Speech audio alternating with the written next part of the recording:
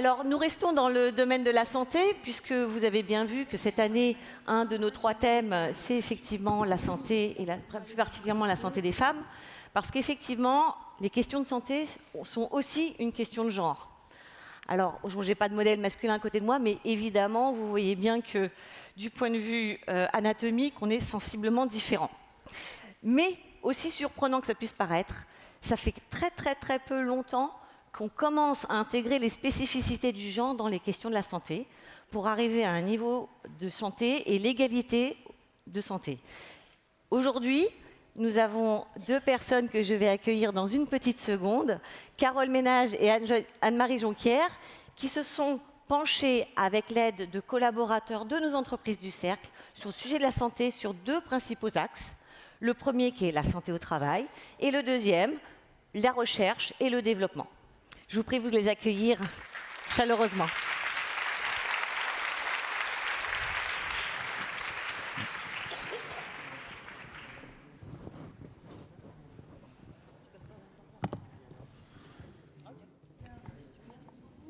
Micro, s'il vous plaît. Merci. Merci Florence. Et après le témoignage très émouvant de Chantal Birman, qui nous a parlé de notre histoire, l'histoire des femmes, et beaucoup l'histoire de la parentalité également. Là, on va plus se centrer sur l'entreprise et on va parler peut-être de sujets qui nous concernent, qui concernent notre actualité. En particulier, je souhaitais introduire notre travail de cette année sur la santé et les femmes, sur la crise sanitaire que nous avons vécue tous et qui nous ont mis tous au cœur de problématiques de santé.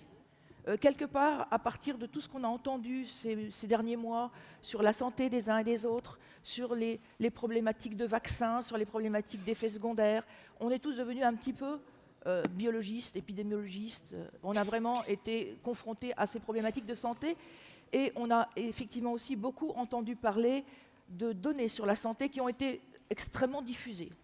Et en fait, ce qui nous a beaucoup surpris, c'est que ces données sur la santé, autant elles intégraient le paramètre âge des patients. On savait combien de doses, on savait quel effet secondaire en fonction des âges de nos enfants, des plus âgés, etc.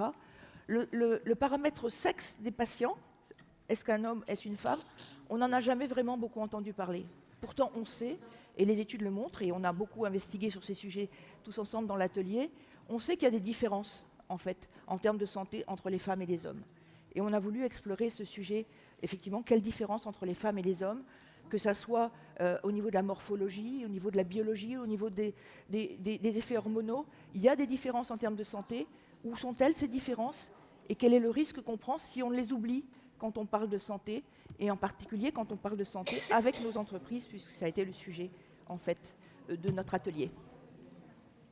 Donc pour cet atelier, comme vous le disiez, nous allons vous présenter le travail qui a été réalisé autour de 2 grandes thématiques qui sont chères à nos entreprises, qui sont la santé au travail d'abord, en allant questionner la prise en compte des différences hommes et femmes dans nos services de santé au travail, et puis la recherche et le développement, Anne-Marie.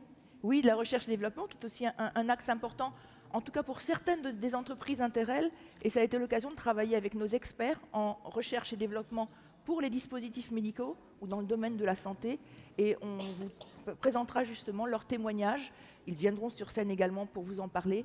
Ça nous a permis aussi de faire connaître nos entreprises sur ces sujets où elles ne sont pas forcément toujours visibles, certaines de nos entreprises.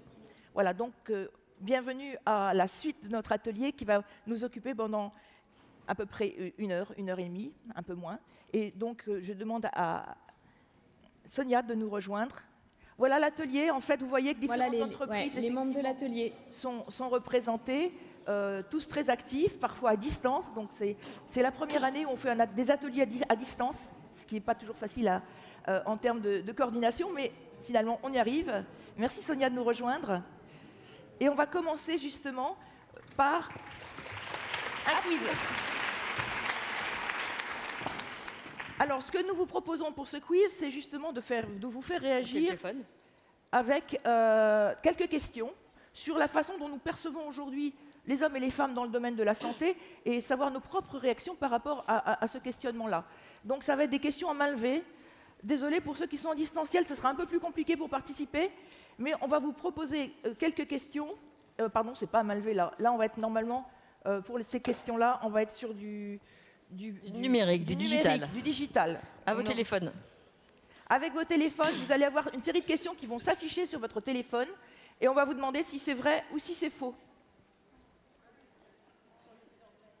Oui. M-Survey. Est-ce que vous avez tous conservé le QR code pour ceux qui ne se sont pas déjà connectés? Ou est-ce qu'il faut revenir dessus? Il est sur le programme, merci Dominique. Donc sur le programme, vous avez le QR code. Ce qui veut dire que ceux qui sont à distance pour ce quiz peuvent jouer avec nous. Donc c'est très inclusif. Hein. Donc à distance également, vous répondez par vrai ou faux. Est-ce qu'on y va? Allons-y. Donc c'est moi qui pose la première question, si vous voulez bien. 1 an après une crise cardiaque sévère, les chances de survie sont supérieures pour les femmes et pour les hommes. Ce n'est pas une question, c'est une affirmation. Est-elle vraie ou est-elle fausse? 1 an après une crise cardiaque sévère, les chances de survie sont supérieures pour les femmes.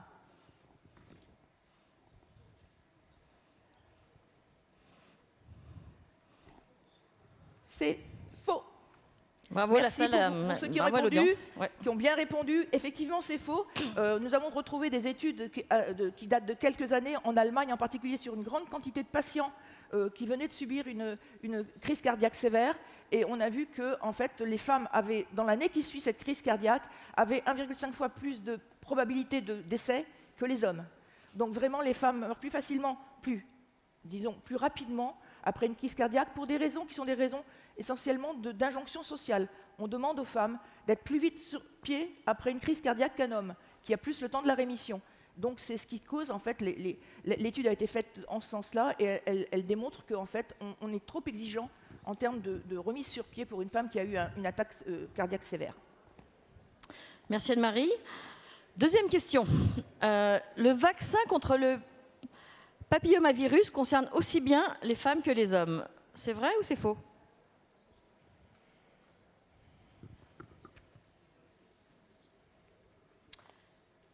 Eh bien, c'est vrai. Il a été recommandé en France aux filles en 2017. Et depuis le 1er janvier 2021, donc très récemment, il est conseillé aussi aux garçons. Sachez que c'était le cas aux États-Unis, au Canada, en Australie et même en Autriche depuis plus de 15 ans. Anne-Marie ? Troisième question. Dans les années 90, une étude financée par l'Agence de santé américaine, qui est le NIH, sur la corrélation entre obésité et cancer de l'utérus intégrait principalement des sujets hommes. Est-ce vrai ou est-ce faux?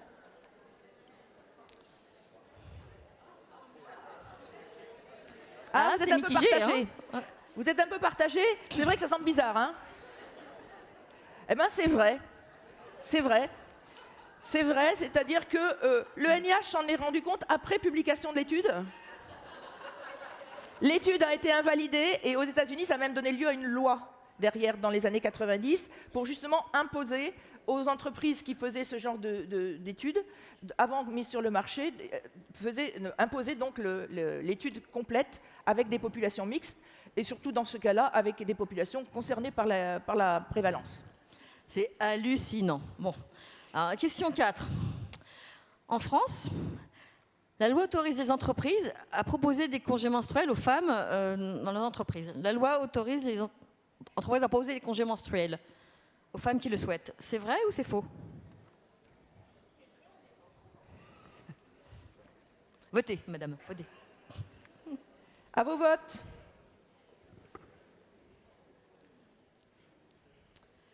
Bonne réponse du public. Effectivement, c'est faux. Aujourd'hui, cette loi sur le congé menstruel, ça existe au Japon, en Corée du Sud, en Zambie. Et en France, bon, on l'a évoqué, mais sachez que ça peut avoir un effet boomerang, à savoir pourquoi un employeur paierait entre un homme et une femme, choisir une femme qui sera absente 3 jours par semaine, 3 jours par mois, pardon, et payée quand même, et payée pareil, voilà. Ça reviendrait à mettre, en fait, dans certaines entreprises qui sont des petites entreprises qui testent ce dispositif, un jour par mois supplémentaire pour les femmes, ce qui peut être considéré comme une démarche discriminatoire, en fait, donc peu accepté par les femmes et les hommes. Donc c'est à double Mais tranchant. ça existe en France, il y a quelques tests de ce genre de solution en termes de qualité de vie au travail. Et question suivante. En France, aujourd'hui, il y a autant d'hommes médecins que de femmes. C'est vrai ou c'est faux?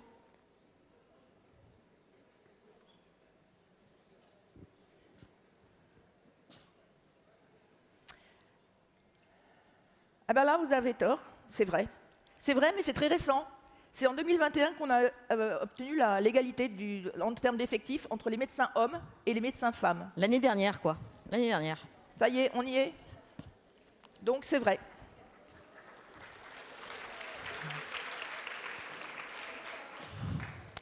Et dernière question. Aujourd'hui, pour des médicaments concernant les deux sexes, les essais cliniques se font à la fois sur des populations hommes et femmes. C'est vrai ou c'est faux?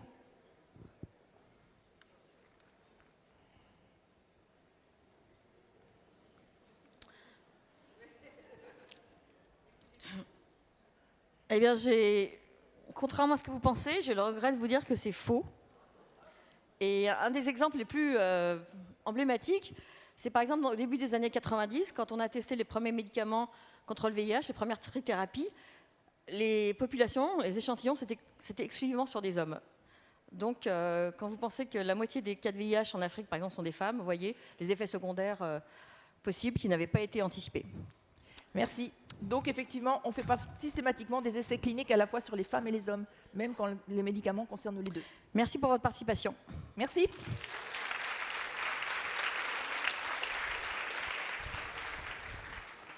C'est bon, on est dans les temps ?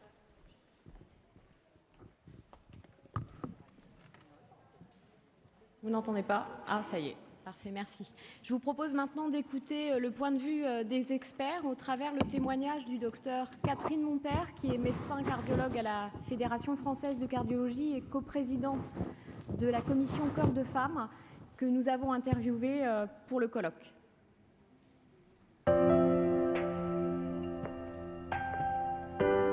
Donc, je suis le docteur Catherine Monpère, je suis cardiologue. Et je me suis intéressée tout au long de mon parcours professionnel à la prévention des maladies cardiovasculaires, à la réadaptation cardiovasculaire. Et je suis également coprésidente de la commission Cœur de Femmes à la Fédération française de cardiologie. Eh bien, il y a urgence car les maladies cardiovasculaires restent la première cause de décès chez les femmes. Bien qu'on ait enregistré une nette réduction de la mortalité cardiovasculaire au cours de la dernière décennie, c'est de plus de 50%, cette réduction de la mortalité est bien moindre chez les femmes. Et lorsque l'on regarde les hospitalisations pour infarctus du myocarde, on voit une augmentation réellement inquiétante des infarctus chez les femmes jeunes de moins de 54 ans, à un âge où normalement elles devraient être protégées par leurs hormones.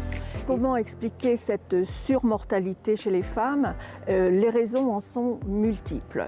D'abord chez les femmes, où on constate depuis quelques années une réelle explosion des facteurs de risque traditionnels, en tête desquels vient le tabac, bien sûr, mais également les autres facteurs de risque. Et on sait que 80% des maladies cardiovasculaires seraient évitables par les modifications du style de vie.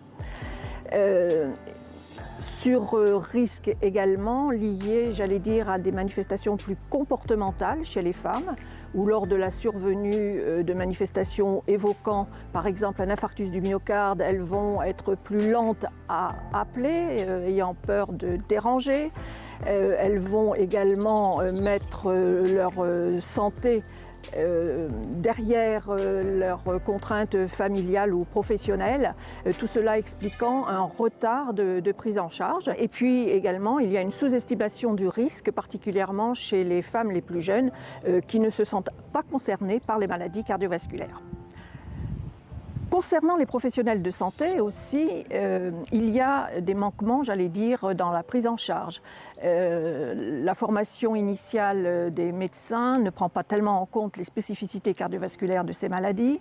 Une douleur thoracique chez une femme, on aura tendance à orienter vers un stress, par exemple, alors que chez un homme, on pensera plus spécifiquement à une maladie cardiovasculaire.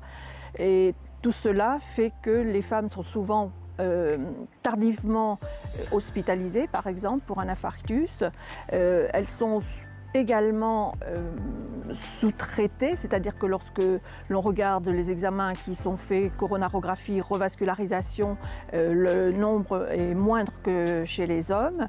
Et enfin, après l'infarctus, Elles sont moins souvent adressées en réadaptation, à peine une femme sur 4, et on sait que la réadaptation va améliorer le pronostic avec une réduction de 26% de la mortalité cardiovasculaire. Donc ne pas adresser ces femmes en réadaptation, c'est une réelle perte de chance.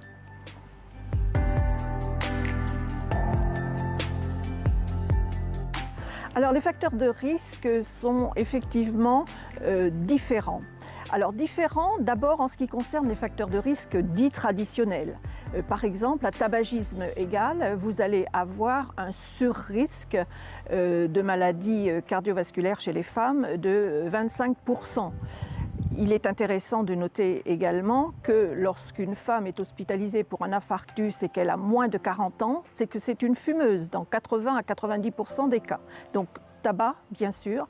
D'autres facteurs de risque, je pense en particulier au diabète, je pense à l'hypertension artérielle. Et là, à chiffre de pression artérielle égaux, à durée de diabète égale, il va y avoir également un surrisque chez les femmes de développer une maladie cardiovasculaire.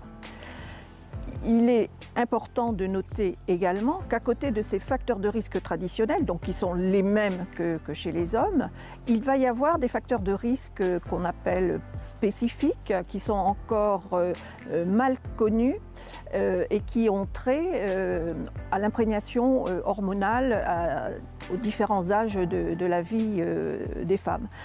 Ça peut être l'incidence chez les femmes les plus jeunes d'une contraception par œstroprogestatif qui, associée au tabac, est un réel risque de maladie cardiovasculaire.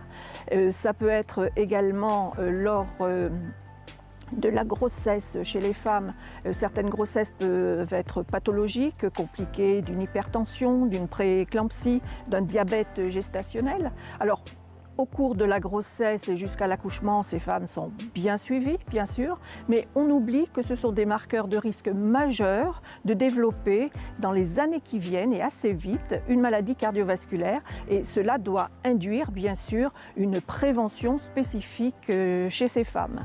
Et puis, troisième élément également au niveau hormonal, c'est la ménopause, où là la femme va donc être privée de ses hormones œstrogéniques, donc va perdre effectivement cette protection. Concernant les facteurs de risque, on cherche actuellement à évaluer le risque de survenue dans les 10 ans d'un problème cardiovasculaire, d'un risque de mortalité cardiovasculaire par ce que l'on appelle des équations de score de risque. Or, ces équations de score de risque actuellement sont réalisées avec des ABAC qui concernent essentiellement les hommes. Alors effectivement, on lit souvent que les symptômes chez la femme sont complètement différents. C'est une information qui fait le buzz un peu dans les médias, mais qui ne traduit pas la réalité. Dans 80 à 90% des cas, et surtout chez les femmes les plus jeunes, vous allez retrouver les mêmes douleurs que chez les hommes. Dans un quart des cas, et c'est peut-être ce qui fait la différence, on va retrouver d'autres signes associés à ces douleurs thoraciques et à un essoufflement qui est fréquent, comme des troubles digestifs, à type de nausées, de vomissements, la sensation de palpitations, des sueurs, qui peuvent quelquefois faire orienter vers un diagnostic différent de celui de l'infarctus. Et puis il y a des infarctus aussi spécifiques aux femmes. Eh bien, il y a plusieurs moyens. Le moyen le plus important, c'est informer, informer, informer, et cela, le faire au plus près des femmes. Au cours de manifestations, comme celle du colloque Inter-Elle actuellement, par exemple, et puis donner effectivement plus d'ampleur en utilisant des réseaux qui existent déjà. Je pense en particulier au réseau de médecine du travail, puisque souvent le médecin du travail est le seul médecin que voit la femme au cours de sa vie professionnelle, et ça peut être effectivement un moyen extraordinaire de sensibiliser les femmes à leurs risques et donc en réduire les conséquences. Il y a également les travaux qui sont générés par la Fédération française de cardiologie dans le cadre de la commission Cœur de Femmes, avec récemment donc l'actualisation d'une brochure qui est facilement accessible et téléchargeable sur le site de la Fédération française de cardiologie et qui donne des conseils faciles et pratiques pour les femmes pour protéger la santé de leur cœur. Et puis il ne faut pas également oublier une autre facette qui est celle de la formation de nos professionnels de santé, dans la formation initiale des médecins, des infirmières en particulier.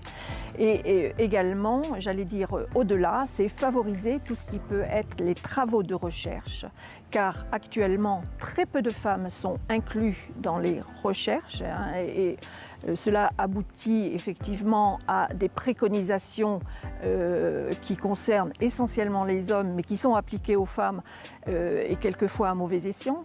Par exemple, pour le traitement de l'hypertension, il va y avoir plus d'effets secondaires chez les femmes parce que souvent les doses ne sont pas correctes. C'est un premier exemple.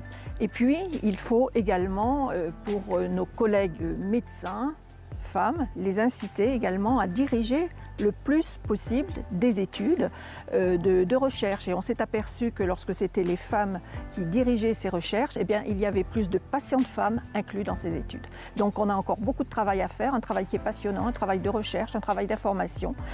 Et ça n'est que le début.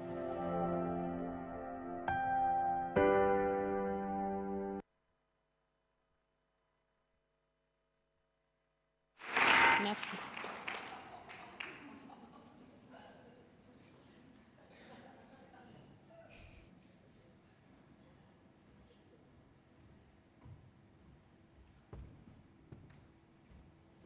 Je vous propose maintenant d'écouter quelques mots sur les évolutions de la loi santé. Donc, quelques mots sur les évolutions de cette loi. Donc, la loi du 2 août 2021, cette loi dite la loi santé et les impacts qu'elle va engendrer sur nos entreprises. Cette loi est applicable depuis le 31 mars 2022, mais par contre, de nombreux décrets d'application sont attendus. Elle a pour but de renforcer la prévention au sein des entreprises et de décloisonner la santé publique de la santé au travail. Il y a eu d'énormes évolutions apportées par cette loi. Je vais vous en citer quelques-uns. Le premier, c'est le changement de dénomination des services de santé au travail qui deviennent des services de prévention et de santé au travail, qu'on appelle les SPST. Dans ces services de santé au travail, la loi demande qu'il y ait une cellule pluridisciplinaire de prévention de la désinsertion professionnelle. Par ce mot « prévention », la loi propose plusieurs contributions. La contribution déjà de ce service pour l'évaluation et la prévention des risques professionnels et également la réalisation d'objectifs de santé publique, comme par exemple les campagnes de vaccination ou des campagnes de dépistage. Dans ces services de prévention et de santé au travail, les infirmiers vont avoir leurs missions qui vont être élargies, avec notamment des obligations de formation pour ceux qui ne le sont pas déjà, des formations en santé au travail. La loi prévoit également que l'employeur favorise la formation continue des infirmiers par exemple, des formations en pratique avancée. Une autre évolution est la modification de la définition du harcèlement sexuel pour inclure le mot sexiste. On va parler de propos et de comportements à connotation sexuelle ou sexiste, et également en ajoutant la notion de harcèlement de groupe. Par rapport à la place de la femme, cette loi n'apporte pas de modification particulière. Par contre, on peut noter que le Code du travail, depuis plusieurs années, a déjà intégré la différence homme-femme dans l'évaluation des risques professionnels et notamment demande de tenir compte de l'impact différencié de l'exposition aux risques en fonction du sexe.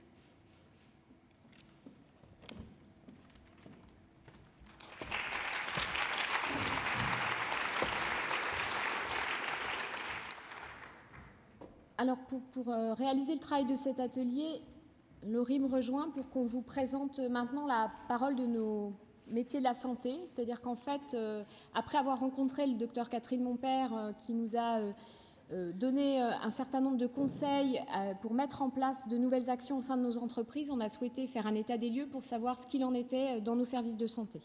Laurie, je te donne la parole. Donc, comme l'a dit Carole, dans la vidéo du docteur Catherine Montpère, on a pu voir donc, que des différences entre les hommes et les femmes en matière de santé pouvaient se manifester. Donc, on a souhaité interroger nos services de santé au travail ainsi que nos ressources humaines pour voir l'état des lieux sur les pratiques dans nos entreprises. Donc, le questionnaire posé aux services de santé au travail était divisé en 3 parties. Une sur les examens cliniques, une deuxième partie sur les études de poste et une troisième partie sur les risques psychosociaux. Donc, place aux résultats, mais d'abord, on peut noter que 77% de notre panel, composé de médecins, infirmiers, ergonomes et psychologues du travail, étaient des femmes. Donc, pour les examens cliniques, 95% de nos professionnels interrogés déclarent avoir connaissance des effets du sexe sur certaines pathologies. Donc, mais quand on les interroge sur ces pathologies, 68% citent donc les différences dans les risques cardiovasculaires, mais précisent qu'ils manquent de connaissances sur ces risques. Ensuite, on est cité aussi donc, le cancer du sein pour la femme, l'ostéoporose pour la femme, et cité aussi le cancer colorectal pour les hommes. Au niveau des prises en charge, 70% déclarent faire une prise en charge adaptée selon les femmes ou les hommes, différenciée hommes-femmes. Dans le suivi régulier, il est cité toujours le suivi gynécologique, le cancer du sein et encore de façon assez étonnante le cancer colorectal pour les hommes, spécifiquement pour les hommes. On peut quand même noter une évolution au niveau de la prise en charge en urgence, notamment dans le questionnement sur les symptômes des femmes dans la recherche pour les infarctus.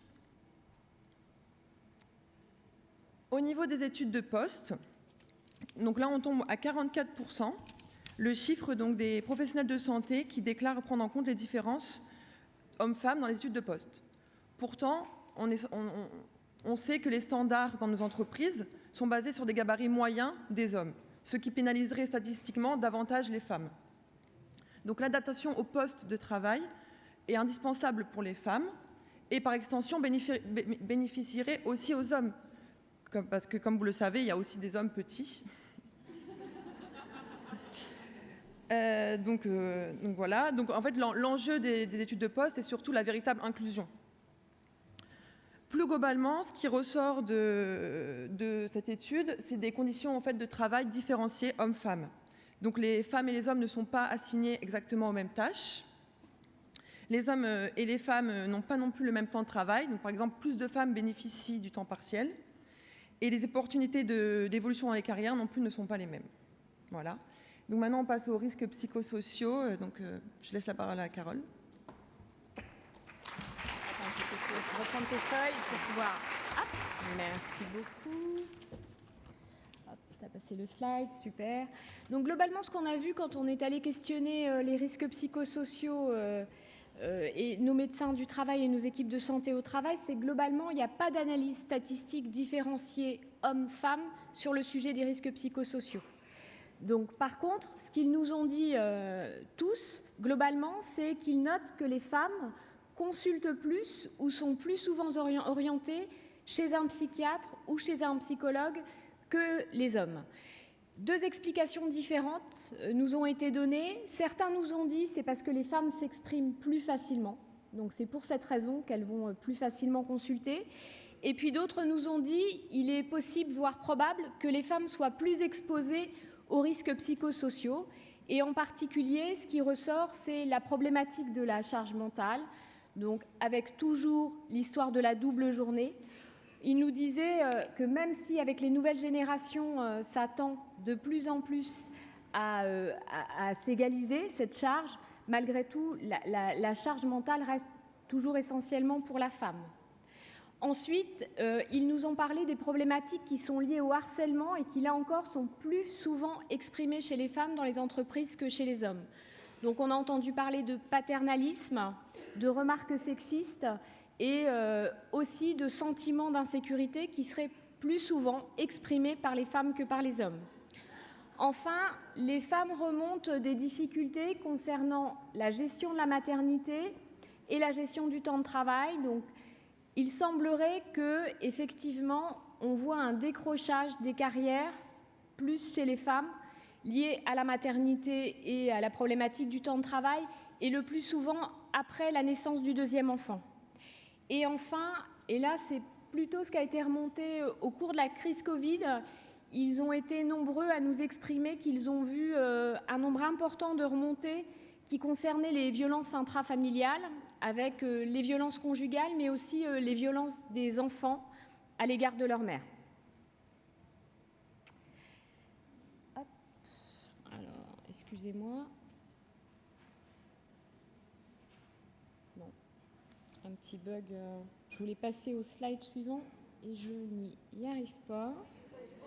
Ah, super. Ah bah donc du coup, par contre, je suis allée trop loin. Si, c'est bon. Ok, merci beaucoup. Donc globalement, on les a aussi questionnés sur quelles étaient selon eux les pistes pour améliorer nos pratiques, faire évoluer nos pratiques dans les entreprises et mieux prendre en charge les femmes. Et ce qui est plutôt extrêmement rassurant, c'est que vous allez voir que ce qu'ils ont remonté comme piste d'évolution, c'est exactement ce que nous a proposé le docteur Catherine Montpère tout à l'heure dans l'interview qu'on a réalisée. Donc le premier enjeu, c'est la formation de nos soignants, aussi bien la formation initiale, puisque on l'a déjà dit, les différences hommes-femmes ne sont pas du tout enseignés, mais aussi effectivement la formation continue. Ensuite, ils nous ont parlé d'information, de sensibilisation des salariés. Donc elles sont possibles soit au décours d'actions de prévention et d'information qui pourraient être mises en place dans nos entreprises, et puis bien sûr pendant les visites au service de santé au travail. Et ensuite, dans les prises en charge, effectivement, ils nous ont dit aussi qu'il y avait un travail à faire sur l'amélioration de nos prises en charge. Donc là, plutôt, travailler sur les protocoles de prise en charge en intégrant les différences hommes-femmes dans ces protocoles, et puis dans les prises en charge d'urgence pour les services de santé au travail qui bénéficient d'un accueil soin, où là encore, on pourrait faire évoluer nos protocoles.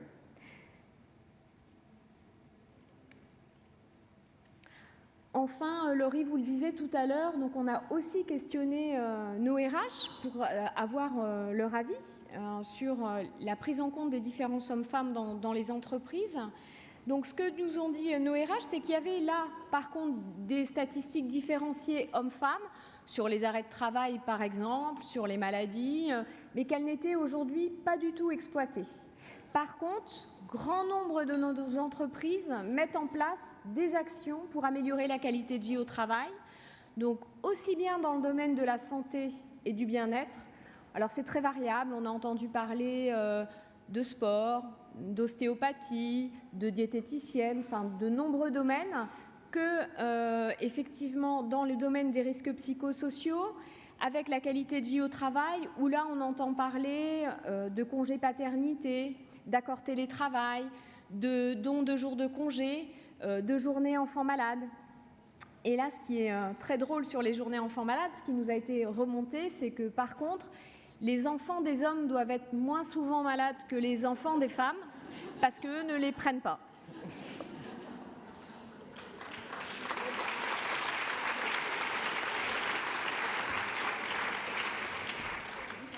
Ouais, merci beaucoup Laurie.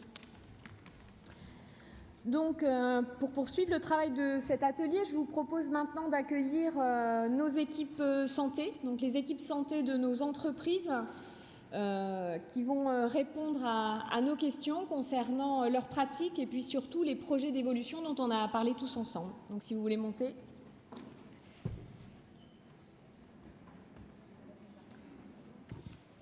Donc en fait, je vous le disais tout à l'heure, on est en plein questionnement pour faire évoluer les pratiques des services de santé au travail, pour améliorer notre prise en charge et prendre en place ces différences.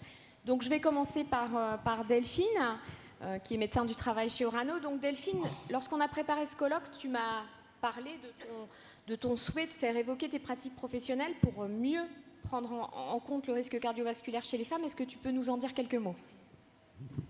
Bonjour à tous. Effectivement, j'ai eu la chance d'assister à une communication du docteur Monpère il y a environ 18 mois lors d'un congrès Cœur et Travail. Et j'ai beaucoup appris, comme vous, j'espère, aujourd'hui, ce qui m'a permis effectivement de remettre en question mes pratiques professionnelles quotidiennes, eu égard au questionnaire que j'avais avec les femmes en fait en visite. Donc j'en ai largement parlé autour de moi et je profite de ce colloque Interrel pour solliciter mes consoeurs et confrères médecins du travail afin d'y réfléchir ensemble et de former un groupe de travail à ce sujet pour améliorer notre prévention de ces risques spécifiques chez la femme. Donc je vous attends à la fin de cette matinée pour qu'on puisse échanger à ce sujet. Merci Delphine. Donc maintenant, je vais passer la parole au docteur Levray du groupe EDF qui, là encore, donc lors de la préparation de ce colloque, m'a parlé du projet du groupe EDF de mieux prendre en compte le risque cardiovasculaire. Donc si vous voulez nous en dire quelques mots. Oui, alors en 2018, suite à quelques incidents, c'est-à-dire une augmentation de décès liés aux risques cardiovasculaires, la direction de l'entreprise a souhaité accentuer sa politique santé sécurité sur la prévention du risque cardiovasculaire et en particulier en accentuant et en participant aux campagnes de santé publique sur le risque cardiovasculaire. Donc il y a eu des petits focus qui ont été travaillés par des médecins sur l'ensemble des facteurs de risque, mais sans particularité, sans différence entre les hommes et les femmes.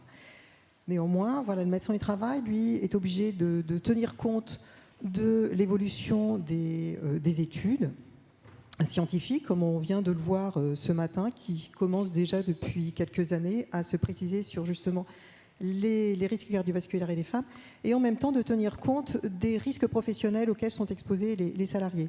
Il se trouve que je travaille sur une centrale nucléaire dans laquelle certaines organisations du travail sont identifiées comme étant des facteurs de risque cardiovasculaires et donc qui concernent de plus en plus de femmes puisqu'elles augmentent un peu sur les centrales nucléaires. Et donc, à ce titre-là, ça m'intéresse. Alors, ces facteurs de risque professionnels cardiovasculaires sont éventuellement toutes les activités en travail posté, en travail avec des horaires atypiques, la prise d'astreinte, et concerne donc de plus en plus de jeunes femmes. On sait qu'il y a une action qui a un rôle pathogène éventuellement sur certaines grossesses, sur certains cancers, et donc sur le risque cardiovasculaire aussi qui est clairement identifié. Donc jusqu'à présent, c'est un petit peu plus, je suis un peu plus concentrée sur la prévention individuelle lors des entretiens médicaux, mais et donc avec bien évidemment cette évaluation et ce pointage du doigt sur ce risque auquel elles sont soumises. Mais je trouve qu'il est intéressant d'aller au-delà et de faire un travail un peu plus... Enfin, la prévention, elle est aussi préventive, et c'est pour ça que je suis assez intéressée par justement ce que propose Delphine à mes côtés, pour faire un travail d'une plus grande ampleur dans ce domaine-là. Très bien, je vous remercie. Donc, comme on le disait... Tout à l'heure, les équipes de santé au travail sont des équipes pluridisciplinaires. Donc, des infirmières participent activement au suivi santé au travail des salariés. Et leur place, grâce à la loi santé, leurs missions vont évoluer là encore. Donc, c'est pour ça que j'ai souhaité qu'elles témoignent elles aussi et viennent nous parler de leur projet. Donc, Marina, si tu veux nous parler du projet qui est mis en place sur le site du Tricastin. Alors, bonjour à tous. Donc, dans le cadre de l'évolution de la loi santé et travail, nous avons mis en place sur le site de Malvézy et de Tricastin le prêt de 18 tensiomètres pour dépister les hypertensions éventuelles suite à des entretiens infirmiers ou des prévisites médicales. Et c'est d'ailleurs pour cela que je participe aujourd'hui à ce colloque et à cette journée pour développer, grâce à des échanges et des réunions afin de faire évoluer nos pratiques. Voilà. Merci. Émilie, je vais te donner la parole. Donc Émilie, en fait, qui va nous parler des entretiens infirmiers, de l'intérêt des entretiens infirmiers sur le sujet. Alors bonjour à tous. Donc en effet, nous faisons des entretiens infirmiers. Ça se passe entre 2 visites médicales avec le médecin. c'est vraiment l'occasion d'avoir un échange avec les salariés sur son poste de travail, mais aussi nous abordons la partie santé. Et à ce moment-là, on peut vraiment mettre en place une prévention primaire et on peut apporter aux salariés des règles hygiéno-diététiques, c'est-à-dire on peut parler aussi du tabac, de la sédentarité, de l'alimentation, ce qui permet de pouvoir réduire les risques cardiovasculaires des salariés. Merci. Donc en fait, on le disait tout à l'heure, l'idée de ce colloque, c'est que ce ne soit que le début d'un travail de nos services de santé. À l'issue de la restitution de cet atelier, d'ailleurs, on va mettre en place un petit espace où les professionnels de santé de nos entreprises vont pouvoir se rencontrer et travailler demain ensemble pour améliorer la prise en charge des femmes dans les entreprises. Et le docteur Michard du CEA va nous dire quelques mots sur l'intérêt du CEA pour ce projet. Oui, merci. Bien sûr, effectivement, on a un intérêt réel pour le projet. Je dirais, d'abord, on a un intérêt pour tout ce qui peut permettre de débusquer les inégalités hommes-femmes. Et finalement, la santé cardiovasculaire, et en particulier dans le domaine de la prévention, c'est pas le premier terrain où on pouvait penser, jusqu'à il y a quelque temps, aller débusquer ces inégalités. Donc c'est quand même un terrain fertile.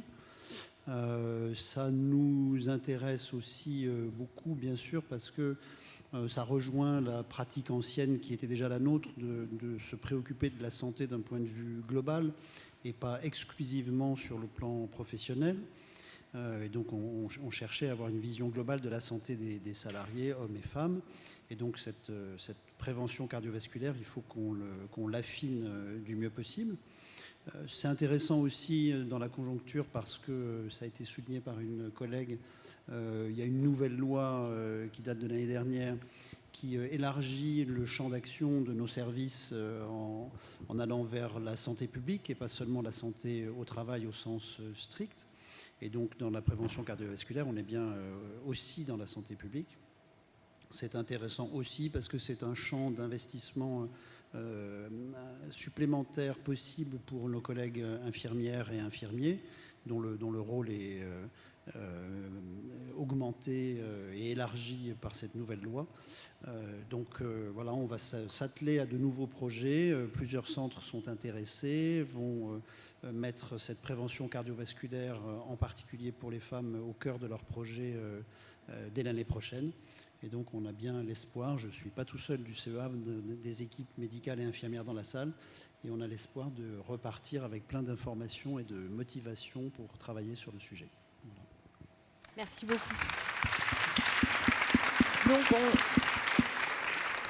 on le voyait tout de suite, finalement les services de santé qui sont déjà, mais qui deviennent encore plus des acteurs majeurs de la santé publique et de l'éducation pour la santé. Donc ça c'est important. Et il y a la prévention primaire, il y a la prévention secondaire, il y a tous les projets qui peuvent être mis en place. Et il y a un projet qui devrait être mis en place par l'équipe Orano de la Hague, dont Manon pourrait nous dire quelques mots, qui concerne aussi le retour à l'emploi des femmes. Oui, donc effectivement, sur le site d'Orano La Hague, on a la chance d'avoir des équipes pluridisciplinaires, donc composées de médecins, d'assistantes sociales, de psychologues, d'ergonomes et d'infirmières, donc des infirmières qui sont spécialisées donc en tabacologie, en diététique, d'infirmières écoutantes aussi. Et comme on a vu dans la vidéo du docteur Monpère, qu'à peine une femme sur 4 était adressée en réadaptation, on a pour projet de faire bénéficier à nos salariés, donc tous nos salariés ayant eu un événement cardiovasculaire, d'un accompagnement individualisé. Et cet accompagnement, il se fera à travers des entretiens infirmiers spécialisés ou des études de poste, donc les études de poste à l'aide de la cardiofréquencemétrie par exemple. Donc on a prévu de leur faire bénéficier de cet accompagnement et de faire comme les équipes le font déjà sur le site de Tricastin, des prêts de tensiomètre, ainsi que de la réalisation de capsules vidéo informatives à destination des salariés, un petit peu comme le font les équipes de Cardio-F au Canada actuellement. Merci beaucoup, Manon. Donc on a beaucoup parlé santé cardiovasculaire, mais on l'a dit tout à l'heure, la santé, en fait, c'est la santé physique, mentale et sociale. Donc je crois que le docteur Levray voulait nous dire juste 2 mots concernant les femmes et le congé maternité. Donc je vous laisse la parole. Oui, alors il me semble qu'il y a une visite qui est assez importante et qui a été maintenue dans la loi santé-travail, c'est la visite de reprise après maternité. Elle n'est pas forcément bien connue et pas forcément bien utilisée, mais elle est à mes yeux essentielle. Et au fil du temps, voilà, je commence à être un peu âgée dans le domaine, elle représente à mes yeux quelque chose de très important, c'est l'accueil après une maternité, après une naissance, la première ou d'autres, dans le retour au travail. Et ça, c'est important parce que j'aime particulièrement interroger ces jeunes femmes, ces jeunes mères, essayer d'évaluer quel est l'impact du fait de devenir mère pour les premières et de retourner au travail. Et en particulier de ce que ça va représenter pour elles, cette naissance, en termes de stress, de charge mentale, d'organisation personnelle et professionnelle. Et puis, je l'ai déjà dit, je travaille sur un CNPE. Il y a quelque chose qui m'irrite un peu, je dois dire, dans les irritants que l'on observe. C'est-à-dire qu'en fait, le temps partiel est incompatible avec la prise d'astreinte et puis est un frein, visiblement, à l'entrée dans certaines fonctions managériales. Or, il se trouve que ça peut représenter quelque chose d'assez contradictoire pour des jeunes femmes qui sont confrontées soit d'un côté à une situation un peu tranchée, un peu manichéenne. Est-ce que je mets en œuvre tout ce que j'ai envie de faire au niveau personnel, c'est-à-dire dégager un peu de temps pour ma famille, ou est-ce que je me consacre exclusivement à mon activité professionnelle et voilà. Donc, soit je privilégie ma vie de famille, soit ma vie professionnelle. Et pour moi, c'est un peu compliqué, sans parler que renoncer à une astreinte, c'est aussi réduire une entrée financière. Donc, voilà. Et puis, j'aime aussi interroger à travers ça, la dernière fois, c'est quelle est la place que va se donner cette jeune femme à elle-même, c'est-à-dire quel temps va-t-elle se consacrer? Parce que voilà, il y a d'un côté la famille avec ses nouvelles exigences, bien sûr, le travail qui reprend tout de suite ses droits, mais elle, qu'est-ce qu'elle va se donner comme temps, quelle place va-t-elle s'accorder? Et j'aime beaucoup insister sur cet aspect-là, parce que souvent, c'est la dernière chose à laquelle elle pense. Merci et elle beaucoup. se dire, j'ai pas le temps. Voilà. Merci beaucoup. Je suis désolée, mais on est très très contraints par le temps en fait. Donc pour conclure, je voulais laisser la parole à Nathalie Castel, qui est psychologue et qui va nous dire quelques mots sur en fait les différences hommes-femmes, ce qu'elle a pu constater en termes de différences hommes-femmes sur la santé mentale de nos salariés. Tout à fait, Carole. En préambule, quand même, je vais faire une petite précision, c'est-à-dire que chaque être humain est unique et pluriel. Donc, vous pouvez avoir des femmes avec des caractéristiques masculines et des hommes avec des caractéristiques féminines, hein, bien sûr. Donc, même si je vais parler des grandes tendances, il ne s'agirait pas d'être caricatural. Et effectivement, il y a des exceptions et il y a beaucoup d'exceptions.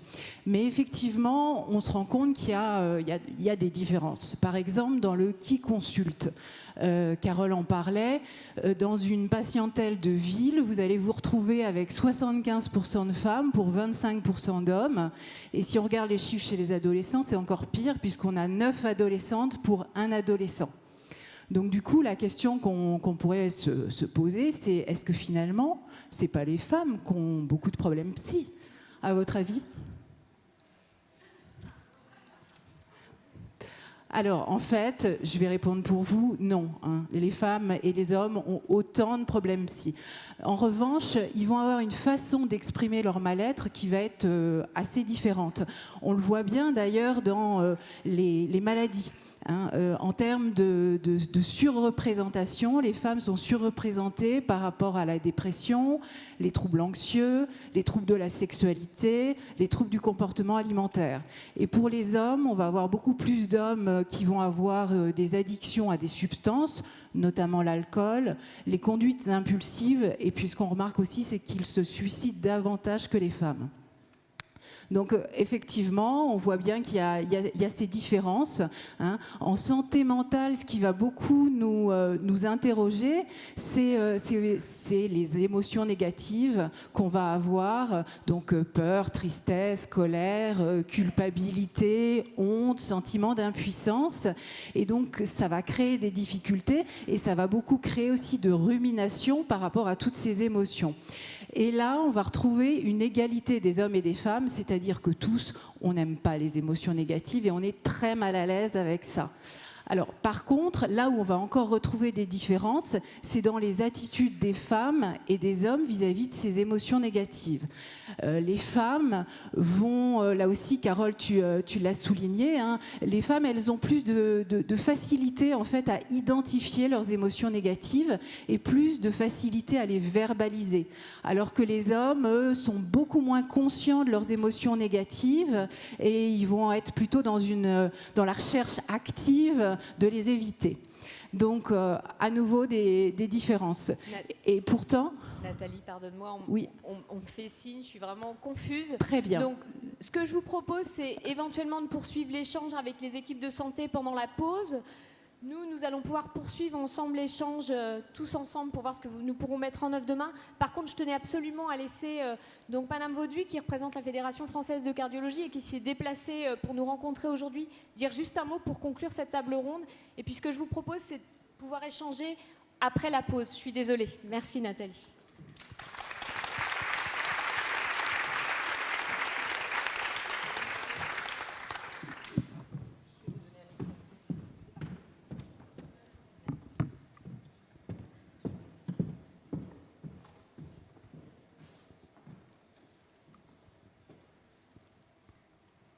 Vous me voyez, vous m'entendez? Bonjour à toutes, bonjour à tous. Je suis très heureuse aujourd'hui d'être parmi vous pour représenter la Fédération française de cardiologie. Tout à l'heure, le professeur Furbert, notre président, sera là. Mais déjà un petit mot pour vous présenter la fédération, car je suis certaine que tous ou toutes, vous ne nous connaissez pas. Eh bien, nous avons été créé il y a un petit peu moins de 60 ans, à l'époque où il y avait énormément de mortalité. Dans l'année qui suit l'accident cardiaque, il y avait des rechutes. Et c'est comme cela que les professeurs de cardiologie ont eu une idée géniale de créer de faire créer des petites associations qui s'appellent maintenant des clubs cœur et santé. Nous sommes 269 répartis sur tout le territoire. C'est co-géré par un non-cardiologue, un ancien patient cardiaque et un cardiologue référent. Et j'ai entendu vos propos des uns, des unes, des autres. Eh bien, c'est tous ça a fait cela en prévention secondaire au départ pour accompagner le patient cardiaque à sa sortie de la période aiguë en milieu hospitalier, car petit à petit, il replongeait dans son mode de vie délétère et faisait des rechutes. Aujourd'hui, nous sommes 2000 bénévoles, dont 300 cardiologues, pour accompagner 18 000 adhérents, pas tous cardiaques, parce que nous sommes passés petit à petit à la prévention primaire. Et notre terrain d'action, c'est les enfants dans les écoles de l'âge de maternelle jusqu'au lycée, dans les EHPAD, notre population d'adhérents dont la moyenne d'âge est de 68 ans. Alors juste pour vous dire que la population active, elle est absente de notre action de prévention. D'où je sens qu'il y a un mouvement, je sens qu'il y a une dynamique qui s'amorce. Eh bien, Catherine n'est pas là, mais avec elle, nous sommes coprésidentes de la commission Cœur de Femmes. Ça ne date pas d'aujourd'hui. La fédération s'en est occupée. Elle a alerté les pouvoirs publics grâce à un livre blanc. Notre commission Cœur de Femmes, aujourd'hui, elle est extrêmement bien fréquentée grâce aux multidisciplines. C'est-à-dire qu'il y a des cardiologues. Excusez-moi, pardon, je vais devoir, je suis vraiment désolée. Je vois qu'on a dépassé énormément Oui. notre temps. Donc là Alors, encore, ce que je vais vous proposer, c'est de nous pouvoir sommes là échanger. pour vous apporter notre expérience, le savoir-faire de nos spécialistes cardiologues, gynécologues, endocrinologues, et puis nos outils aussi, quitte à les adapter pour que ça soit mieux adapté pour le personnel d'entreprise. Très bien, merci beaucoup. Pardonnez-moi. Ce que je vous propose, c'est de poursuivre l'échange. Poursuivre l'échange après la pause. C'est toujours très intéressant, mais on a un temps qui est très contraint. Merci beaucoup. Donc, vous pouvez retrouver nos professionnels de santé au moment de la pause, tout à l'heure, si vous avez des questions à leur poser. Voilà. Je vous remercie à tous.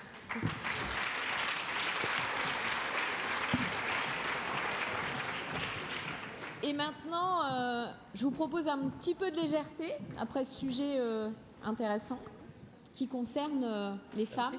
Les femmes sont-elles frileuses? Cette pause était bien nécessaire. Oui, oui. Ça fait du bien. Oui, ce café, ça m'a réchauffé aussi. Ah non, il n'y avait pas besoin de se réchauffer là. Il fait une température idéale dans nos bureaux, non? Ah non, moi je ne sens pas du tout comme ça, hein. D'ailleurs, à la maison, je suis bien plus productive. Parce qu'ici, je suis frigorifiée. Intéressant. Et tu aurais fait comment du temps des cavernes, toi? J'aurais inventé le feu. D'ailleurs, c'est les femmes qui ont inventé le feu avant que le patriarcat nous colle au foyer. En tout cas, ici, c'est l'âge de glace. C'est pas possible. T'exagères. Moi, j'ai une collègue là qui est au 2e étage. Quand je vais la voir en été, dans son bureau, j'ai toujours froid. C'est toi qui est pas normal. Oui, là, biais typique de généralisation. Tu prends un cas au hasard qui répond à ton script et t'en fais une généralité. Et imagine qu'il fasse 3 degrés de plus. Vous seriez tous les hommes en train de ruisseler, tu trouverais ça normal? Non, mais c'est pas comme ça se passe pas pareil. Tu peux pas me dire que le ressenti entre les femmes et les hommes, c'est un cas général. Ou alors tu as des preuves scientifiques? Absolument. The Lancet. Oui. Ouais, je lis le Lancet. Hein.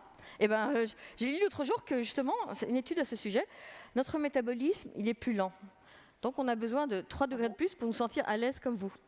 D'ailleurs, cher public, apprenez que ces règles ont été instituées dans les années 60, à l'époque où il y avait quasiment que des hommes au bureau, et qui travaillaient tous en costume, cravate ou nœud papillon.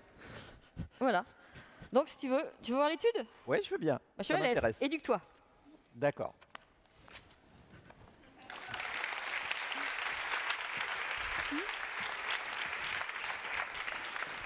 Tiens, ça fait un peu la femme qui fait le ménage, là. Hein. Ah, pardon.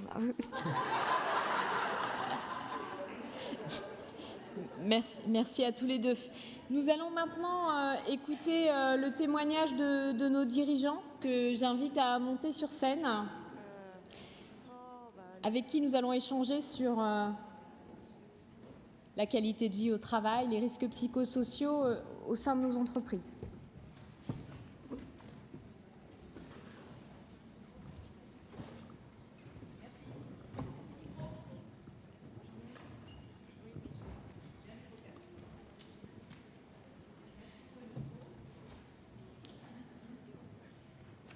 Je crois qu'il y a un petit problème de micro. Le micro d'Anne-Marie qui ne fonctionne pas. Le micro de Anne-Marie. C'est bon? Merci, c'est bon, ça marche. Bien, merci à vous d'être parmi nous pour nous parler justement d'un sujet que vous avez compris, qu'on cherche à mettre au cœur de l'entreprise aujourd'hui, de nos entreprises, et d'avoir accepté de témoigner parce que ce n'est pas toujours les sujets qu'on aborde avec nos dirigeants d'entreprise, hein, que ce soit côté santé, que ce soit côté risques psychosociaux, que ce soit côté qualité de vie au travail, ce qui est juste derrière les problématiques de santé. Donc on va vous poser quelques questions qu'on a commencé à travailler un petit peu avec vous sur ces différents sujets, si vous voulez bien. Donc vous voyez s'afficher les entreprises qui sont représentées sur notre scène. Et on va donc démarrer avec une première question, si vous voulez bien, qu'on va adresser à Madame Garnier et à Monsieur Turat sur la prise en charge globale de la santé, que ce soit physique, mentale ou sociale, dans votre entreprise. Donc Caroline, est-ce que vous pourriez nous parler justement de ce sujet côté de votre entreprise ? Bonjour à toutes et à tous, ravi de voir déjà que cette table ronde est mixte. Parce que nous, on est signataires de la charte Jamais sans elle et c'est très important pour nous. Alors, pour en revenir à notre sujet, donc effectivement, au sein des SAP, comme toutes les entreprises dans le numérique, je pense que nos salariés sont nos meilleurs assets. Donc, on a à cœur de s'assurer qu'ils évoluent dans un environnement sain et qu'ils sont en bonne santé, à la fois physique et mentale. Donc, on a des programmes effectivement globaux et locaux en matière de qualité de vie au travail et qui couvrent aussi bien la partie physique que la partie mentale. Donc sur la partie physique, je ne vais peut-être pas m'étendre trop parce que vous en parliez tout à l'heure, on a tout ce qui est ostéopathie, nutritionniste, etc. En matière de santé mentale, c'est quelque chose qui nous tient particulièrement à cœur et qu'on a développé encore plus avec la période du Covid, où nos salariés étaient principalement en télétravail. Et on a une campagne qui a été mise en place par le groupe et qui s'appelle Are You OK ? Et le principe, c'est vraiment d'inviter les salariés à s'exprimer et à le dire quand ils ne se sentent pas bien. Dans ce cadre-là, on a d'ailleurs une journée qui est dédiée pour la 2e année consécutive, qui s'appelle le Mental Health Day, et qui sera donc très prochainement le 31 mai, et qui est dédié, donc qui est offert à l'ensemble des salariés au niveau du groupe. Donc toute la société est déconnectée ce jour-là, c'est l'objectif. Et l'intérêt, c'est effectivement que les gens prennent du temps pour eux, réfléchissent. Alors nous, en plus, ça tombe bien, le 31 mai, ça nous permet quasiment de faire un très très long viaduc.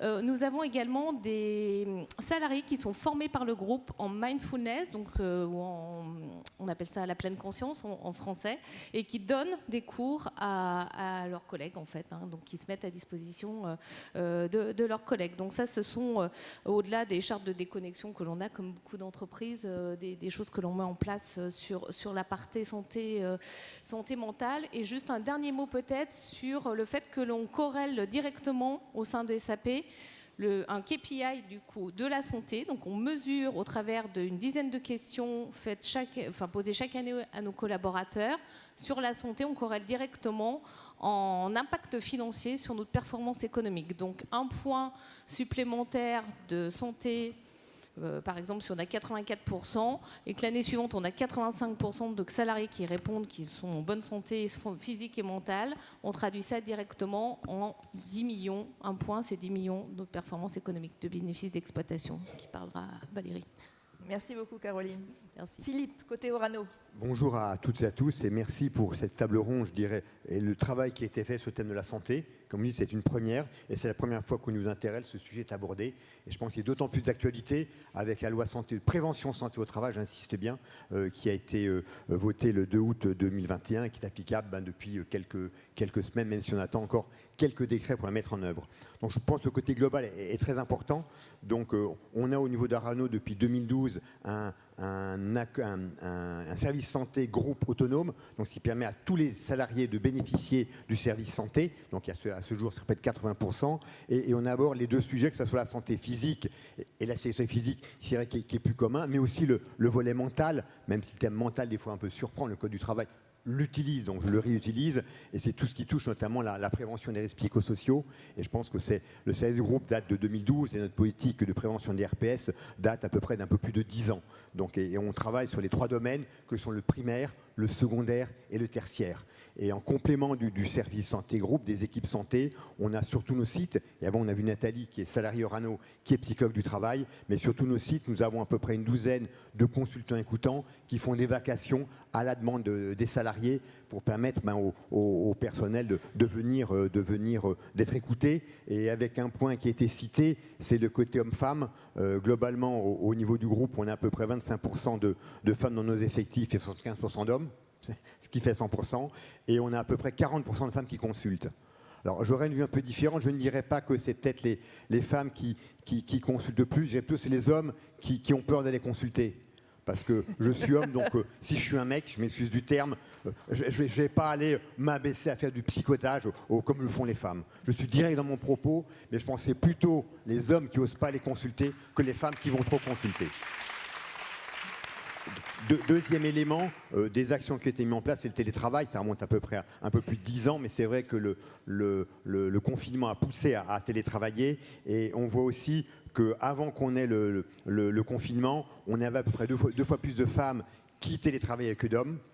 Parce que c'est vrai, les femmes étant plus sur des fonctions support ou tertiaires, elles avaient plus la possibilité de le faire, mais aussi ça leur permettait de mieux, je dirais, concilier vie pro et vie personnelle. Et je dirais un dernier élément qu'on est en train de développer depuis à peu près 2 ans, c'est tout ce qui touche la prévention du sexisme, parce que c'est clair, on parle de RPS, mais quelqu'un qui est victime de propos, de gestes, de harcèlement sexuel, c'est quelqu'un qui sera mal dans sa tête. Alors c'est vrai, ça touche les hommes et les femmes, mais quand même beaucoup plus les femmes que les hommes. En moyenne, on a 15% d'hommes qui sont victimes de ce type d'agissement, contre à peu près 85% de femmes. Et l'objectif est d'anticiper et s'il y a problème de sanctionner. Mais l'élément primordial, c'est la prévention. La sanction vient qu'en élément ultime. Alors, je ne sais pas ce qui est dessiné là-haut, bon, je verrai plus tard. Et le dernier sujet qu'on va commencer à aborder maintenant, et personnellement, j'étais hésitant à le porter, c'est tout ce qui touche les violences conjugales. Je pensais que ce n'était pas une problématique entreprise. Et après discussion avec les services sociaux et l'innovation sociale, elles m'ont convaincu de dire non, c'est un point important. Il faut clairement que l'entreprise, en voyant comment, porte ce sujet-là par le biais des services sociaux. Bon, je vais m'en arrêter là, autrement je pourrais parler des heures encore. Merci Philippe. Les gens largues me connaissent et savent que je suis très bavard. Merci Philippe. Donc ma question suivante, en fait, je vais la poser à Valérie Raoul-Després et à Stéphane Nègre. Elle concerne les mesures supralégales. Donc je voulais savoir si dans vos entreprises, vous mettiez en œuvre des mesures supralégales en faveur des hommes, lesquelles, et en faveur des femmes. Bonjour, je suis la directrice financière du groupe, mais je m'intéresse beaucoup au sujet de santé. On n'a qu'une mesure supralégale pour les hommes qui est assez récente, qui date à peu près d'1 an, qui est le congé paternité. Et pour avoir fait l'expérience d'un de mes adjoints là, récemment, qui a été papa pour la 2e fois il y a 2 mois, il a pris son congé maternité, et là il est à mi-temps pour le prolonger.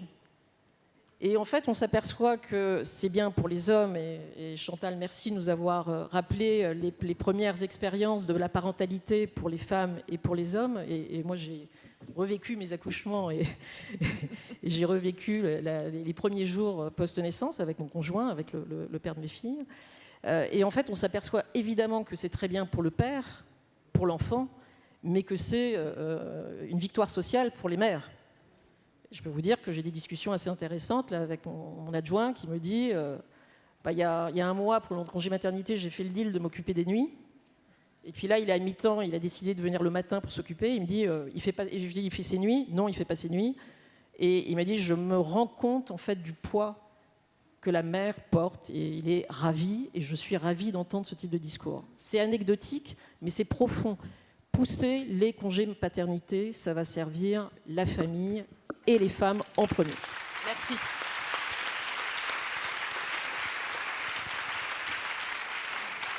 Je vous passe la parole. Oui, et je pourrais rebondir exactement sur la même thématique, le congé paternité. Chez Integ, on offre depuis des années un congé de paternité à 25 jours, donc qui était supralégal, qui devient plus en conformité. Mais l'accent est surtout à s'assurer que les papas prennent bien leur congé. Et donc, comment on s'organise pour qu'ils ne soient pas stigmatisés? Il y a chez Integ une culture du congé sabbatique international. Et le congé sabbatique, c'est la possibilité que nous employons, surtout aux États-Unis, parce qu'on a un peu plus de congés en France, de pouvoir, chaque 6 ou 7 ans, prendre 6 semaines de congés supplémentaires. En plus des congés normaux de l'entreprise. Et on applique ça au niveau international. C'est-à-dire que la société est organisée pour permettre ces congés sabbatiques. C'est bien pour la société, c'est bien pour les employés qui en bénéficient, mais c'est bien aussi pour les autres qui vont pouvoir se tester sur des nouvelles fonctions en termes de couverture. Donc tout ça pour dire qu'il n'y a pas de stigmatisation des gens qui partent en congé relativement longtemps. Et on est organisé pour ça. Donc depuis les 2 dernières années, tous les papas, les nouveaux papas chez Integ, ont pris leur congé sabbatique. C'est très bien. Deuxième point bloquant, à part d'être stigmatisé, la partie salariale. Que les gens soient cadres au-dessus des plafonds sur niveau de commission. On fait un maintien de salaire pendant le congé parental, qu'il soit pour le papa ou la maman. On dit aussi pour la maman, on est en congé de maternité ou d'adoption à 20 semaines avec maintien complet du salaire, des promotions. La dernière maman qui est revenue chez Intel est revenue avec une promotion qui a été réalisée pendant son congé de maternité. Donc ça donne une positivité. Et aussi la reprise de l'entreprise, on l'a vu, c'est identique. On essaye au retour de maternité d'avoir une même approche que pour des nouveaux employés parce qu'on sait qu'il y a un temps de réadaptation. Même si on connaît l'entreprise, même si on connaît sa fonction, il y a un temps de réadaptation.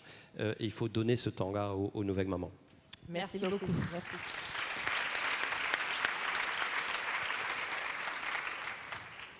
Une question sur notre actualité à toutes nos entreprises qu'on va adresser à Laurence Piketty, à Caroline, à Stéphane et à Valérie.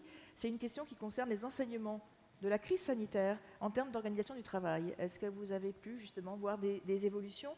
Laurence, est-ce que tu peux nous en parler? Oui, merci. Bonjour à toutes et à tous. En fait, lors de la période de crise, on a eu recours de façon massive au télétravail, comme beaucoup d'entreprises.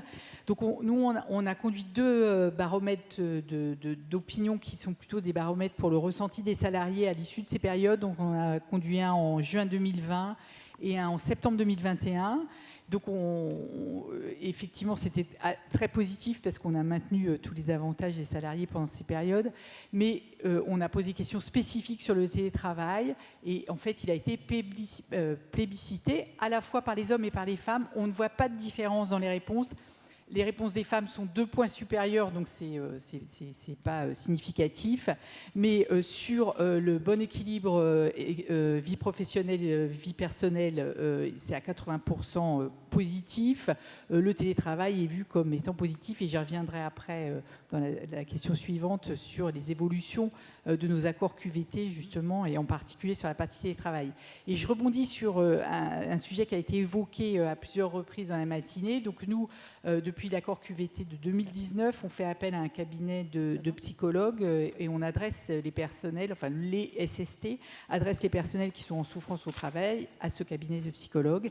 Et là, on voit aussi que, alors que nous avons 36% de femmes dans l'organisme, il y a 57% de femmes qui vont voir les psychologues et 43% d'hommes. Donc ça conforte ce qui a été dit jusqu'à présent. Merci beaucoup. Dans les autres entreprises, donc Caroline. Oui, alors nous, on est passé donc d'un régime de télétravail qui existe depuis une dizaine d'années chez SAP à raison d'1 ou 2 jours par semaine à un régime que l'on expérimente actuellement, ce qui est de la flexibilité, je dirais, quasiment totale pour l'ensemble de nos collaborateurs en France, quel que soit leur métier. Et c'est vrai que c'est quelque chose qui est venu à l'issue du premier confinement où on a senti vraiment des attentes de nos collaborateurs de faire évoluer ce modèle de télétravail qui était, à l'époque subi pendant le Covid, mais tout le monde se posait la question, est-ce qu'on va revenir à ce régime un peu rigide finalement de télétravail, un jour fixe, un jour flex, etc. Et on sentait ce besoin notamment pour concilier la vie privée et vie professionnelle. On a des salariés qui sont très engagés, très committés, qui travaillent beaucoup. Et c'est assez précieux, je pense, en termes d'organisation. Et pour pouvoir profiter de leurs enfants, les emmener à l'école le matin ou le voir le soir, on a des parents qui témoignent, et des hommes notamment, qui disent avant, je ne voyais jamais mes enfants, et maintenant j'en profite. Et j'en parlais avec un hier qui me dit, mais mes enfants, quand ils ne me voient pas, du coup, ils sont tout étonnés. Là, en ce moment, je reviens plus au bureau, et ils me disent, mais on ne te voit plus, papa. Alors, c'était la norme avant. Donc là, je crois que c'est aussi une belle victoire pour les femmes. Ça permet d'équilibrer, effectivement, les sorties d'école, etc. Merci beaucoup. Donc, pas d'écart entre les hommes et les femmes, les mêmes réactions par rapport à même réaction, et je pense une satisfaction supplémentaire pour les femmes quand même. Merci. Stéphane, côté Intel. Alors, avant la période Covid, chez Intel, la totalité de nos collaboratrices avaient la possibilité de télétravailler. Mais la norme était plutôt au bureau. Pendant Covid, on s'est tous retrouvés en télétravail avec notamment et bien souvent une fatigue liée à l'interaction virtuelle permanente. Donc c'est des choses qu'on a mesurées et on a eu des tests de journées de bien-être, par exemple. C'est-à-dire que quand on est en mode virtuel et qu'on propose une journée de détente virtuelle organisée, c'est peut-être contre-productif. Donc les journées de bien-être qu'on sépare des journées virtuelles de collaboration, c'est tu prends ta journée, tu fais ce que tu veux, c'est pas une journée de vacances, tu demandes rien, c'est juste pour te détendre et te sortir de la routine virtuelle. Donc c'était très important et les gens ont adoré.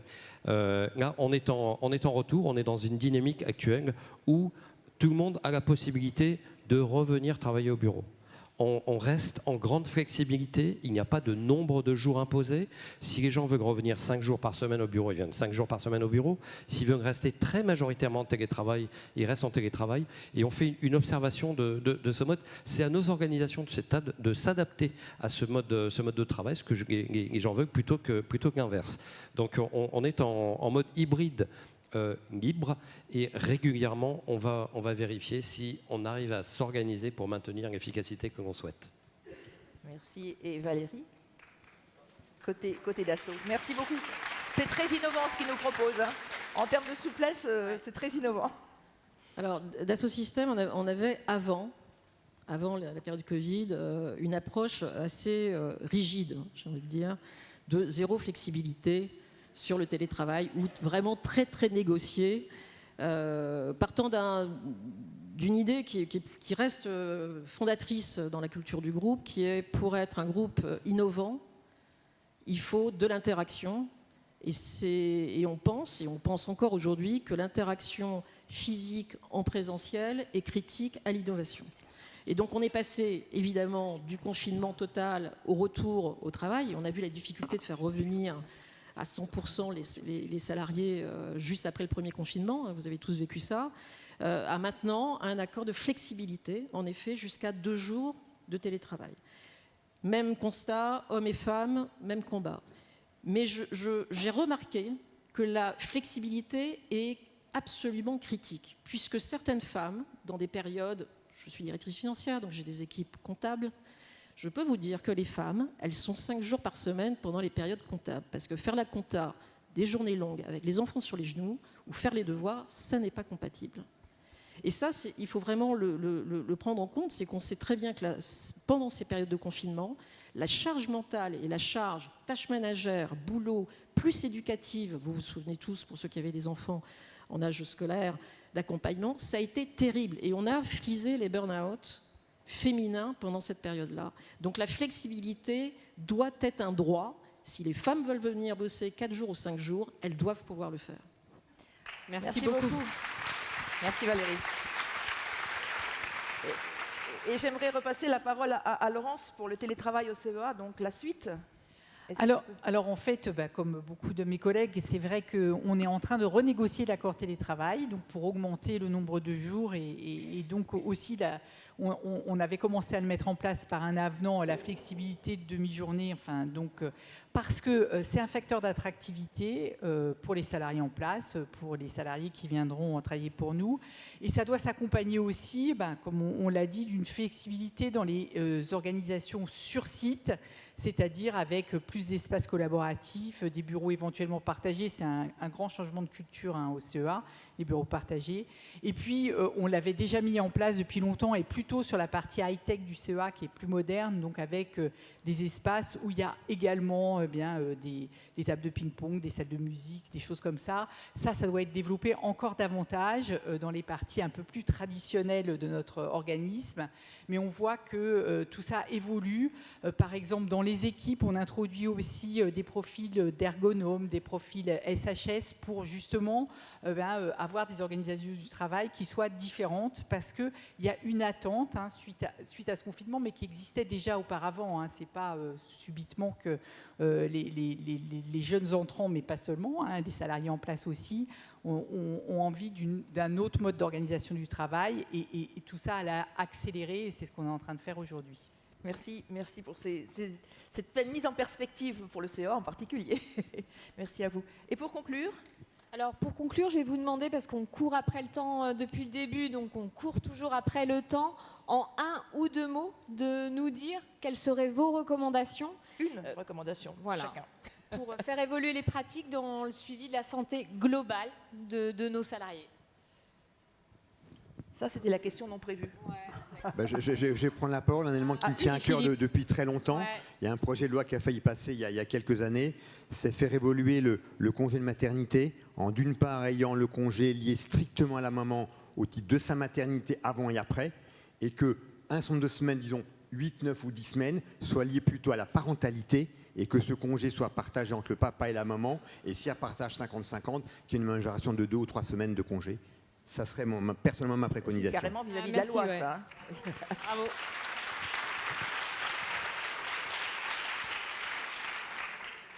Quand on parle de santé et travail, en fait, on a peur tous de parler de maladie et travail. Il faut apprendre à parler de la maladie. Des pathologies, on a beaucoup parlé du cardiovasculaire et la spécificité du cardiovasculaire. On ne parle pas assez du cancer, notamment du cancer du sein qui touche des femmes. Et hélas, le cancer du sein va toucher dans votre vie 1 sur 8 d'entre nous. J'ai été touchée par un double de cancer du sein il y a 3 ans. J'ai continué à travailler et j'ai vu quelle était la solitude des salariés touchés. Alors, cancer du sein, mixité totale, hein, cancer de la prostate, mais il se trouve que la première pathologie dans le groupe est le cancer, la deuxième est le cardiovasculaire, et dans le cancer, c'est le cancer du sein.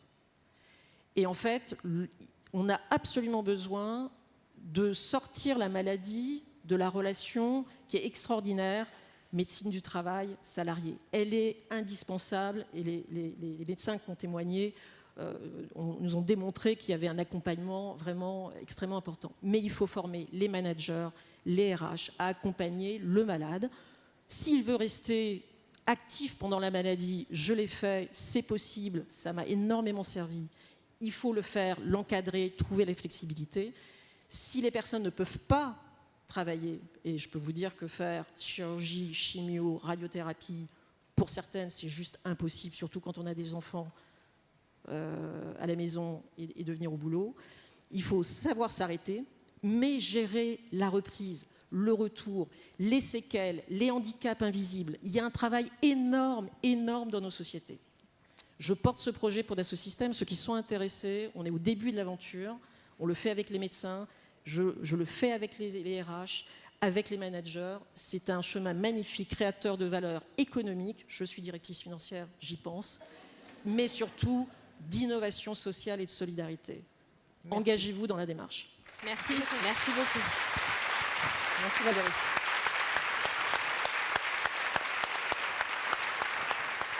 La parole peut-être à Stéphane, si vous voulez nous dire un mot ou deux. Alors peut-être, et je peux que rebondir sur ce que Valérie vient de nous dire, mais en poussant presque un petit peu plus loin, une entreprise doit s'adapter aux besoins de chacun de ses collaborateurs. Bien sûr, quand il est ou elle est malade, il faut pouvoir fournir toute cette flexibilité. Mais les 2 années dernières, les 2 années précédentes nous ont montré que des gens rentraient en détresse sans être vraiment malades, mais en étant en souffrance. Chacun est un petit peu particulier, donc je reviens sur les dynamiques de flexibilité. Une entreprise, si on veut que les gens reviennent au bureau, il faut que le bureau soit attractif. Et ça ne veut pas dire la même chose pour chacun. Donc il faut être beaucoup dans l'observation parce que je suis complètement persuadé que le télétravail offre une flexibilité familiale qui permet d'aller au-devant de besoins de chacun, qu'ils soient familiaux, qu'ils soient parce qu'on a une maladie, parce qu'on a un développement, parce qu'on a quelqu'un dont on doit s'occuper. Donc l'entreprise doit s'adapter aux besoins de chacun, et c'est la responsabilité des équipes dirigeantes des entreprises de comprendre les besoins des employés d'abord et d'adapter l'entreprise à ses besoins plutôt qu'inverse. Merci beaucoup. Ça s'appelle l'inclusion. Hein. Ouais, bravo. Donc, mesdames, Laurence, un ou 2 mots? Oui, juste pour dire que nous, on est en train de revoir largement, d'améliorer notre plan QVT. Et donc, on va mettre en place des sondages rapides pour l'ensemble des salariés à usage des managers, des sondages de perception pour identifier au plus près et au plus tôt les mal-être au travail et les régler avec l'aide, bien sûr, des référents RPS, mais des médecins du travail. Et donc, c'est vraiment une innovation, en tout cas pour nous. J'ai entendu que ça se faisait par ailleurs. Et donc voilà, ce sera ça permettra d'identifier les signaux faibles, ce qui est toujours assez difficile quand même dans nos entreprises. Et donc, voilà, c'est un progrès dont j'attends beaucoup. Merci. Merci beaucoup. Pour conclure, Caroline, peut-être? Merci. Juste en quelques mots, je pense qu'effectivement, informer, sensibiliser, former sur tout ce qui est maladie et physique, donc que ce soit les cancers ou la ménopause, l'andropause, qui ne sont pas des maladies d'ailleurs, et la santé mentale est important. Nous, on a formé toute notre équipe RH en premier secours en santé mentale. Et je pense que c'est important aussi d'accompagner tout le monde dans l'entreprise à la détection justement des signaux, qu'on appelle des signaux faibles, etc. Et encore plus quand on est justement en flexibilité et qu'on ne voit pas les gens. Donc c'est important vraiment de créer un réseau, une chaîne où ce n'est pas que le manager ou l'équipe directe qui finalement doit faire attention à l'autre, mais toute l'entreprise qui doit prendre soin les uns des autres. Merci beaucoup. Merci à tous. Merci pour vos témoignages. Merci. On a encore un beau travail à faire sur ces sujets. Je vois que ce n'est que le début. C'était la première du Cercle Interrel sur ce sujet. 5 secondes. Oh, pardon. Beaucoup de femmes, ne jetez pas votre enveloppe de dépistage pour le cancer du sein. Prenez votre rendez-vous. Allez-y plutôt 3 semaines avant que 3 semaines trop tard. Et faites-le à partir de demain. Celles qui doivent le faire, faites-le vraiment, faites-le pour vous, pour votre famille et pour votre employeur, parce que les traitements seront beaucoup plus cool à gérer si vous le faites à temps. Et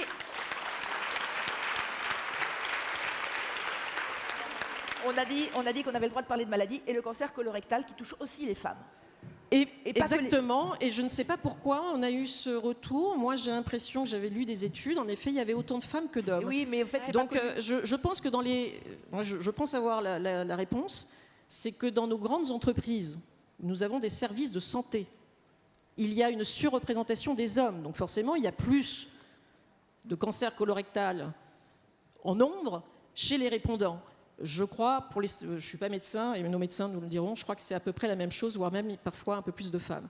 Donc en effet, détection, évidemment, et la prostate également. Un peu moins pour les femmes, peut-être. Non mais moi, je suis pour la mixité. La bataille de la maladie, du discours, du bien-être et de QVT, ou des problèmes psychosociaux, ça touche les hommes et les femmes, on est gagnant-gagnant. Donc allons-y ensemble. Merci à tous.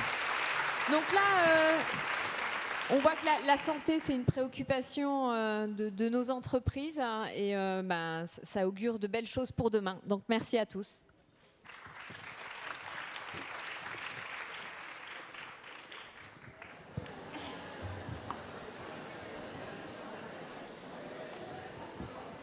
On va redémarrer, si vous le voulez bien, avec une séquence interactive à main levée, en fait. C'est celle-là qu'on a évoquée tout à l'heure. Donc ça va être comme ça, dans la salle. Alors on est un peu désolé pour ceux qui sont à distance, mais essayez de voter quand même, même si votre vote sera plus difficile on sera plus difficile d'en tenir compte, mais essayez de vous impliquer. On va aborder après la pause un autre aspect de la santé des femmes et de l'entreprise, puisque c'est ça notre sujet. On va se préoccuper de recherche et développement. Recherche et développement, voilà une définition très rapide. Ça veut dire la conception en fait de dispositifs médicaux, de médicaments, de vaccins, d'objets connectés au service de la santé qui sont réalisés par nos entreprises, avec parfois des équipes qu'on ne connaît pas toujours. Ce travail sur la santé a été l'occasion aussi que les équipes se parlent dans nos entreprises sur les sujets de la santé, donc c'était très important. On a découvert à cette occasion qu'il y avait dans ces équipes des hommes, des femmes, des métiers, des outils, beaucoup d'outils, puisque nous sommes des entreprises technologiques, donc beaucoup d'outils au service de la santé, beaucoup de passion aussi, et beaucoup d'innovation, puisqu'en fait on travaille souvent dans nos entreprises sur la médecine du futur. Beaucoup sur la médecine numérique d'ailleurs, mais pas que, on va voir quelques éléments sur la médecine du futur. Pour ça, on va vous proposer déjà, pour que vous les connaissiez mieux, ces entreprises qui travaillent dans le domaine de la santé, ces entreprises Interrel, une petite séquence interactive où vous allez devoir voter pour savoir qui fait quoi. Donc, slide suivant, s'il vous plaît, c'est moi qui... Non, vas-y, Mélodie, si tu veux bien. Alors, qui fait le casque Relax ? Le casque Relax, c'est un dispositif connecté pour suivre l'état de relaxation d'une personne, endormissement, etc. d'après vous, qui s'est fait le casque relax? Vous avez les entreprises qui sont indiquées en bas, donc vous donnez un nom d'entreprise dans la salle, derrière vos écrans. C'est ça qui est important, c'est que vous soyez un petit peu conscient qu'on ne connaît pas toutes nos entreprises, pas forcément. Donc, qui fait le casque relax parmi les 16 entreprises du cercle? On vous entend? J'entends IBM. Qui d'autre? Casque qui permet de suivre l'endormissement. C'est le CEA. Bravo CEA. CEA à Grenoble. Ensuite, suivant s'il vous plaît.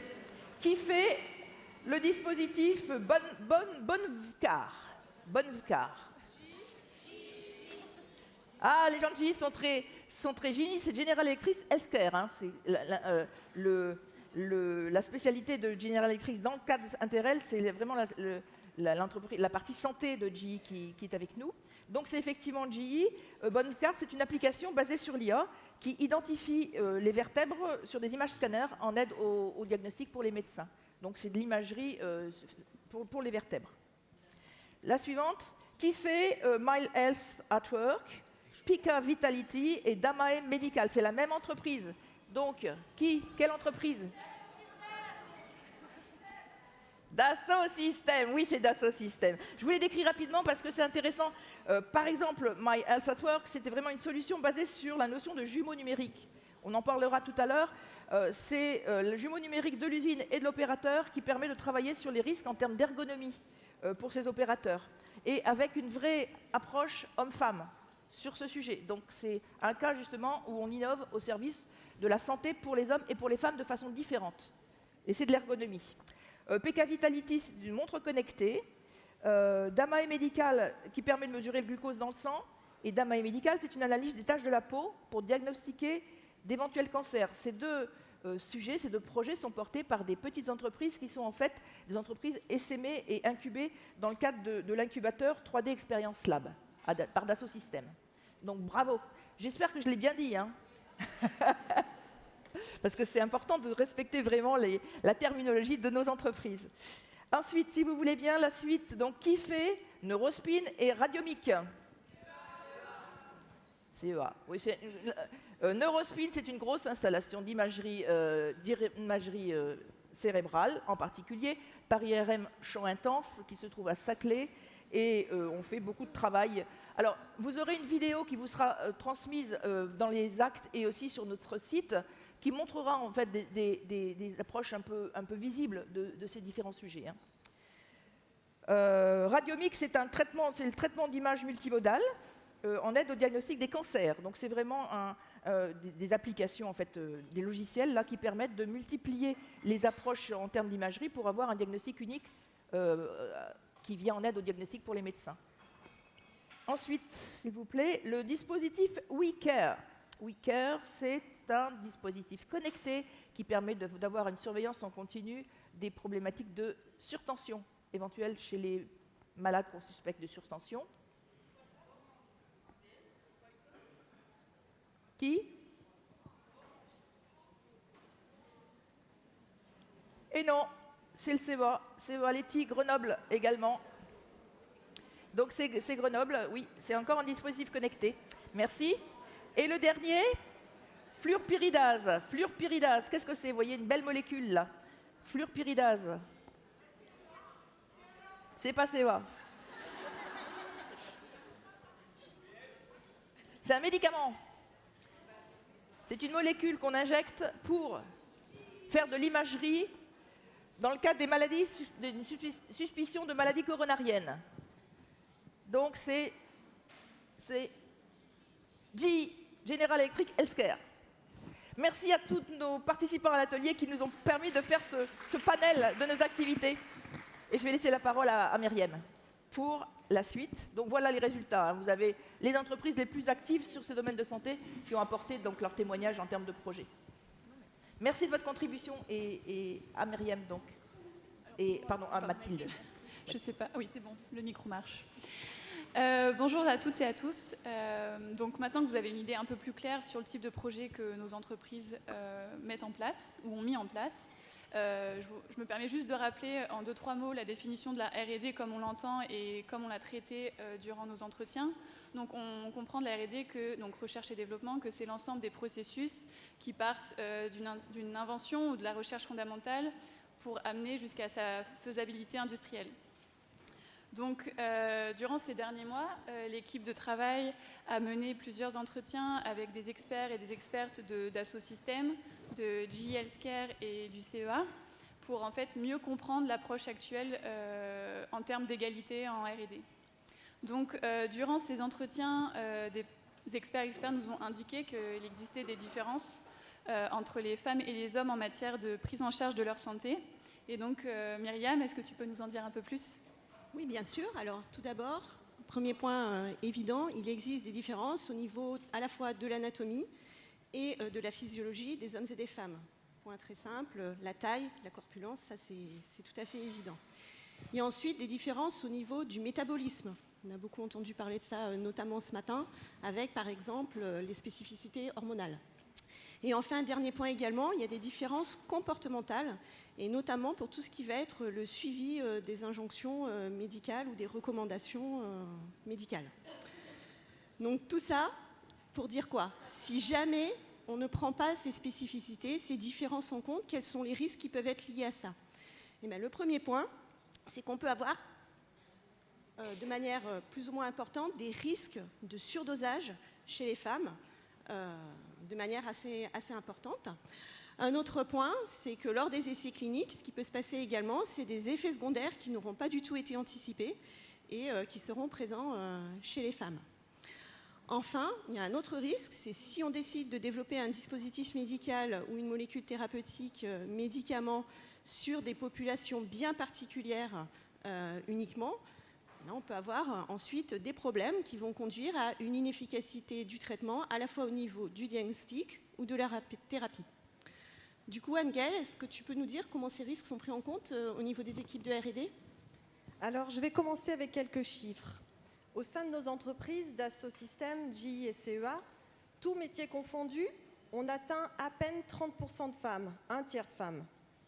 Mais attention, dans certaines branches métiers, les femmes sont largement sous-représentées, comme par exemple en électronique, où on atteint difficilement les 10% de femmes dans certaines de nos équipes au CEA. Or, on sait que la mixité des équipes est un atout pour prendre en compte les différences femmes-hommes dans le développement de nouvelles solutions. D'ailleurs, au niveau de la Commission européenne, on nous impose maintenant sur certains appels à projets, lors de la constitution de l'équipe projet, de mettre un nombre de femmes et d'hommes équivalent sur la constitution de l'équipe projet et notamment sur les responsables de Work Package. Par ailleurs, pour les algorithmes d'IA, nos entreprises sont très vigilantes pour ne pas introduire de biais lors de la collecte de données et lors de leur utilisation. C'est également le cas pour la R&D de médicaments et de dispositifs médicaux. L'objectif, c'est de bien intégrer la variabilité des anatomies et des pathologies dès le début du projet. On est conscient qu'il reste encore beaucoup de chemin à faire. Du coup, Myriam, quelles sont les améliorations possibles ? Oui, alors bien que nos entreprises soient déjà sensibilisées, conscientes des biais de genre, il nous reste encore bien du chemin à faire malheureusement, et nos experts R&D s'y attellent et nous proposent plusieurs pistes pour cela. Il y a d'abord l'usage de technologies telles que l'intelligence artificielle ou le jumeau numérique du patient. Donc, dans une optique de médecine personnalisée, ces deux technologies sont intégrées dans des simulations qui permettent de prendre en considération les différences hommes-femmes. Il y a ensuite le fait d'impliquer des associations de patients lors de la construction des essais cliniques pour assurer la prise en compte des différences des différents genres et faciliter le recrutement de volontaires au moins des deux sexes. Et aussi tester la fiabilité des produits avant leur mise sur le marché ainsi que leur ergonomie. Par ailleurs, il y a le fait aussi de mener des essais supplémentaires après la mise sur le marché des produits. Et enfin, une sensibilisation des instances d'autorité et de contrôle telles que la NSM en France ou la MEA en Europe permettent d'intégrer autant de femmes que d'hommes et de prendre en considération ces différences. Merci Myriam et toute l'équipe pour cette synthèse. En fait, tout le travail mené depuis des mois nous a permis de tirer ces recommandations. En fait, notre préconisation principale, elle se résume en une seule recommandation, c'est-à-dire d'obtenir une sensibilisation globale de la société. Et quand on parle de société, on parle de la société avec un grand S. Et également, en complément, en fait, d'accentuer la diversité femmes-hommes dans les métiers de la R&D pour, au final, supprimer les biais. Donc, en fait, tout ça pour amener à une médecine personnalisée qui prenne en compte au mieux toutes les particularités liées au genre. Et comme disait Myriam, il y a encore du travail à faire. Merci.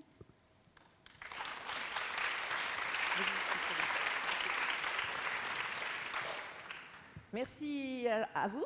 Merci à vous. Donc, on va passer à notre table ronde des experts en R&D. Cette fois-ci, c'est Myriam qui va l'animer. Merci Myriam. Donc, Mélodie. Et nos autres experts. Merci de nous rejoindre. Sadoc, Claire, François.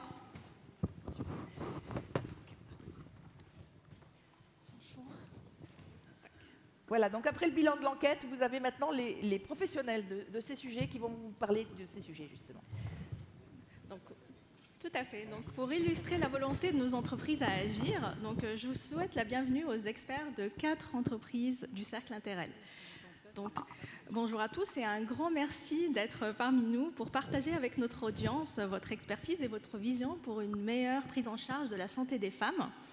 Donc, nous avons déjà constaté lors de cette journée que la mixité des équipes R&D lors de la conception des dispositifs médicaux et des médicaments était garant d'une meilleure prise en charge de la santé des femmes. Et nous avons déjà constaté que cette mixité était bien prise en considération aujourd'hui dans nos entreprises du Cercle. Nous savons également qu'une clé du succès pour une meilleure prise en charge de la santé des femmes et l'intégration et un équilibre des sexes dans les populations étudiées lors des essais cliniques. Donc, je me tourne d'abord vers vous, Sadoc. Oui. Donc, le CEA est un leader français. Bonjour, Sadoc. Donc, le CEA est un leader français mondial de la recherche en santé. Et dans le cadre de vos travaux au CEA, rencontrez-vous des difficultés à faire des études sur des populations équilibrées hommes-femmes? Et si oui, lesquelles? Alors, dans le cadre de nos développements, on n'a pas vraiment de difficultés, puisqu'on développe en fait des prototypes de dispositifs médicaux. Donc, nous, on fait des prototypes et ensuite, on fait du transfert industriel. Donc, on a 2 types de tests à réaliser sur ces dispositifs. Donc, des tests de fonctionnement, c'est-à-dire on vérifie que les spécifications sont atteintes. Donc ces tests sont réalisés en interne, donc sur des volontaires CEA, c'est des collègues qu'on recrute, on fait des tests sur eux, bien sûr après des autorisations, notamment du médecin du travail. Et dans cette première partie de test, en fait, on rencontre aucune difficulté à recruter. Je dirais même que les femmes sont même un peu plus volontaires que les hommes. Donc ça, je ne sais pas pourquoi. Et puis, on a une deuxième série de tests, donc réalisés à l'hôpital, donc avec des médecins. Et là, on n'a pas de difficulté à équilibrer les populations, puisque les médecins s'arrangent pour que les 2 sexes sont bien représentés. Alors, je vous ai juste rapporté, pour illustrer un peu mon propos, donc, le casque EG qu'on vous a montré tout à l'heure. Donc, c'est un dispositif qui vise à démocratiser l'utilisation de l'EG en dehors de l'hôpital. Et lorsqu'on a développé en fait le premier prototype qu'on a testé chez nous, en fait, on s'est rendu compte que les mesures chez les femmes étaient moins bonnes que chez les hommes. Et en fait, la raison était simple, c'est qu'on n'avait pas pris en compte suffisamment les différences de morphologie homme-femme, notamment sur la zone occipitale. On vient en fait mesurer le signal. Et donc, dans la seconde version, en fait, on a fait une courbure un peu plus prononcée pour que le casque, en fait, aille également aux femmes. Voilà. Merci, Sadoc. Et donc, maintenant, si nous nous penchions sur le cadre de régulation des dispositifs médicaux et des médicaments. D'après vous, François, aujourd'hui en France, avant la mise sur le marché, existait-il une législation ou une certification qui oblige les chercheurs à réaliser des tests précliniques ou cliniques sur des populations équilibrées? Et si oui, lesquelles? Bonjour à tous. Alors, une certification, je ne pense pas. Alors, bon, la recherche clinique est déjà globale.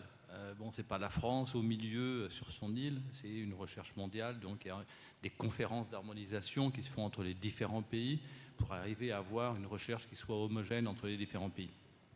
Après, il y a un certain nombre de directives qui vont amener à prendre en compte un certain nombre de facteurs pour mieux équilibrer. J'aurais tendance à dire qu'on n'est pas encore arrivé à un équilibre parfait dans la plupart des essais cliniques. Ça dépend de beaucoup de facteurs, des biais dont vous avez parlé ce matin. Ça dépend aussi des pathologies qu'on va étudier. Aujourd'hui, ce que je vois apparaître, c'est quand même un changement de paradigme assez important sur les études de précoces cliniques. Et je pense que c'est très important parce que c'est quelque chose qui touche vraiment à l'étude, ce qu'on appelle pharmacocinétique des médicaments. Moi, je travaille plus dans le médicament, donc pharmacocinétique. Et là, on va pouvoir justement avoir des informations qui vont être différentes entre hommes et femmes, qui vont permettre de mieux adapter les développements qu'on va faire par la suite. Maintenant, c'est devenu, je dirais, fortement recommandé. En particulier au niveau européen. Donc je pense qu'on va aller un petit peu dans ce sens-là. Après, pour les études plus tardives, ça dépend vraiment de la volonté de l'investigateur. Je pense que là, la responsabilité n'est moins légale que la responsabilité de l'investigateur de prendre en compte les différents éléments. Vous avez souligné par exemple les associations de patients. C'est extrêmement important de les associer très tôt dans la mise en œuvre des nouveaux protocoles cliniques. Merci beaucoup, François. Donc, pour conclure, je me tourne vers vous, Claire et Mélodie. Donc, Claire d'Assosystème est un acteur mondial à la R&D et depuis quelques années dans le domaine de la santé. Mélodie, GE Healthcare, donc acteur mondial R&D au niveau dans l'imagerie médicale. Donc, d'après vous, que peut-on faire pour une meilleure prise en charge de la santé des femmes dans la R&D? Et quelle place accordez-vous en particulier au numérique et à l'intelligence artificielle pour cela? Donc d'abord Claire et puis après Mélodie. Merci Myriam. Je vais venir à cette question tout de suite. Peut-être un mot en rebond à ce qui était dit avant. C'est vrai qu'il y a les règles sont là pour dire qu'il faut une égalité homme-femme dans les essais cliniques. Après, c'est pas parce que la règle est là que c'est facile à implémenter. Et on le voit avec nos clients. Aujourd'hui, on a près de 2000 partenaires en santé qu'on accompagne pour leurs essais cliniques. Et quand bien même ils savent qu'ils doivent recruter des patients femmes ou hommes et qu'ils le suivent, c'est pas forcément facile au quotidien. Et donc on les aide à piloter cette trajectoire en récupérant des données en temps réel des différents sites pour les aider à aller trouver les bons patients au bon endroit. Donc ça, c'était un commentaire. Maintenant, comment est-ce qu'on prend en compte la santé des femmes dans la R&D? D'abord, il faut bien comprendre quelles sont les pathologies auxquelles elles vont être exposées. Donc Valérie ou d'autres intervenants ce matin en ont cité. Évidemment le cancer du sein, cancer de l'ovaire, l'endométriose dont on parle beaucoup depuis quelques années, mais c'est une maladie qu'on ne comprend pas encore très bien. Et donc pour nous, ce qui est important, c'est d'abord de commencer par les fondamentaux, comprendre de quoi on parle. C'est quoi la maladie dont on parle? C'est quoi la biologie de cette maladie, au terme métabolique, physiologique? Et donc là, on va s'appuyer sur une approche de jumeau numérique. Je vais mettre dans ce jumeau numérique toute la compréhension que j'ai à l'heure actuelle de cette pathologie pour pouvoir poser des questions, faire des prédictions que je vais ensuite tester à la paillasse.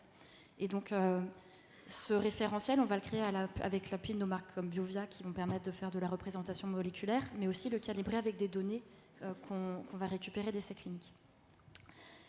On parle beaucoup biologie moléculaire ou médicaments, mais ça va s'appliquer aussi, tout à l'heure on parlait métabolisme et cardiovasculaire.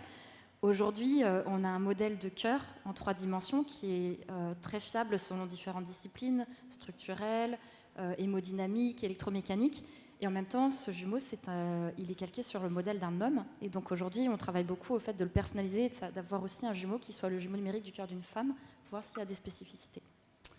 Mélodie, à toi. Merci beaucoup. Bonjour à tous. Je rebondis en disant qu'effectivement, il faut déjà, dans nos domaines de R&D, s'assurer du bien fondé de s'intéresser à la différence de genre, parce qu'il y a des pathologies auxquelles ça s'applique, d'autres pour lesquelles ça ne s'applique pas. Et moi, dans les équipes dans lesquelles je travaille, on est plus sur de la conception de logiciels, de traitement d'images médicales. Et donc nous, là où je pense qu'il est vraiment intéressant de se pencher, c'est déjà Voilà, est-ce que c'est pertinent d'inclure autant d'hommes que de femmes et de s'assurer que nos données d'entraînement pour tous nos algorithmes d'intelligence artificielle, sujet qui va être repris tout à l'heure, soient vraiment pris en compte? Ça pose beaucoup de problématiques. Nous, toutes les données qu'on acquiert doivent être par ailleurs anonymisées. Je crois qu'il y avait un petit dessin très pertinent à ce sujet plus tôt. Mais oui, s'assurer que dès la conception, on prenne en compte ces différences hommes-femmes, aussi bien au moment de l'acquisition, de la notation de nos données, que dans les tests de performance pour éviter toutes sortes de biais. Merci à vous d'avoir partagé avec nous aujourd'hui votre expertise. Et donc, on passe à la suite. Merci.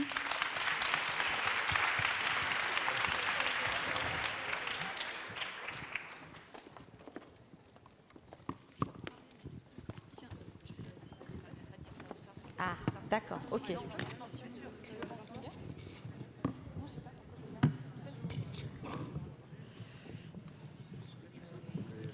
Parce que c'est pas très compliqué. T'avais oublié de dire. Ah, je comprends. Bah écoute,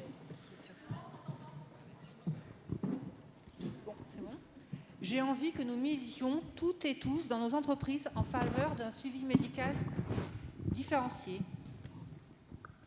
Quand je prends un médicament, j'ai envie de voir sur la notice des effets secondaires ou une posologie différente pour les hommes et pour les femmes. J'ai envie, quand on parle de santé, qu'on arrête de se dire que les femmes sont des hommes comme les autres. J'ai envie, quand on parle de santé, qu'on ne confonde pas égalité et similitude. J'ai envie que mon entreprise prenne en compte les différences et les spécificités de la charge mentale entre les hommes et les femmes. J'ai envie que mon entreprise se saisisse des questions pré- et post-natales dans la gestion du temps de travail. J'ai envie que mon entreprise continue de participer à la correction des biais, notamment dans la conception des postes de travail. J'ai envie que l'on se pose systématiquement la question femmes-hommes dans la conception d'un dispositif médical. J'ai envie, je veux, qu'on forme davantage les étudiants en médecine à étudier l'anatomie des femmes. J'ai envie que mon entreprise mette la santé des femmes au travail au cœur de ses préoccupations.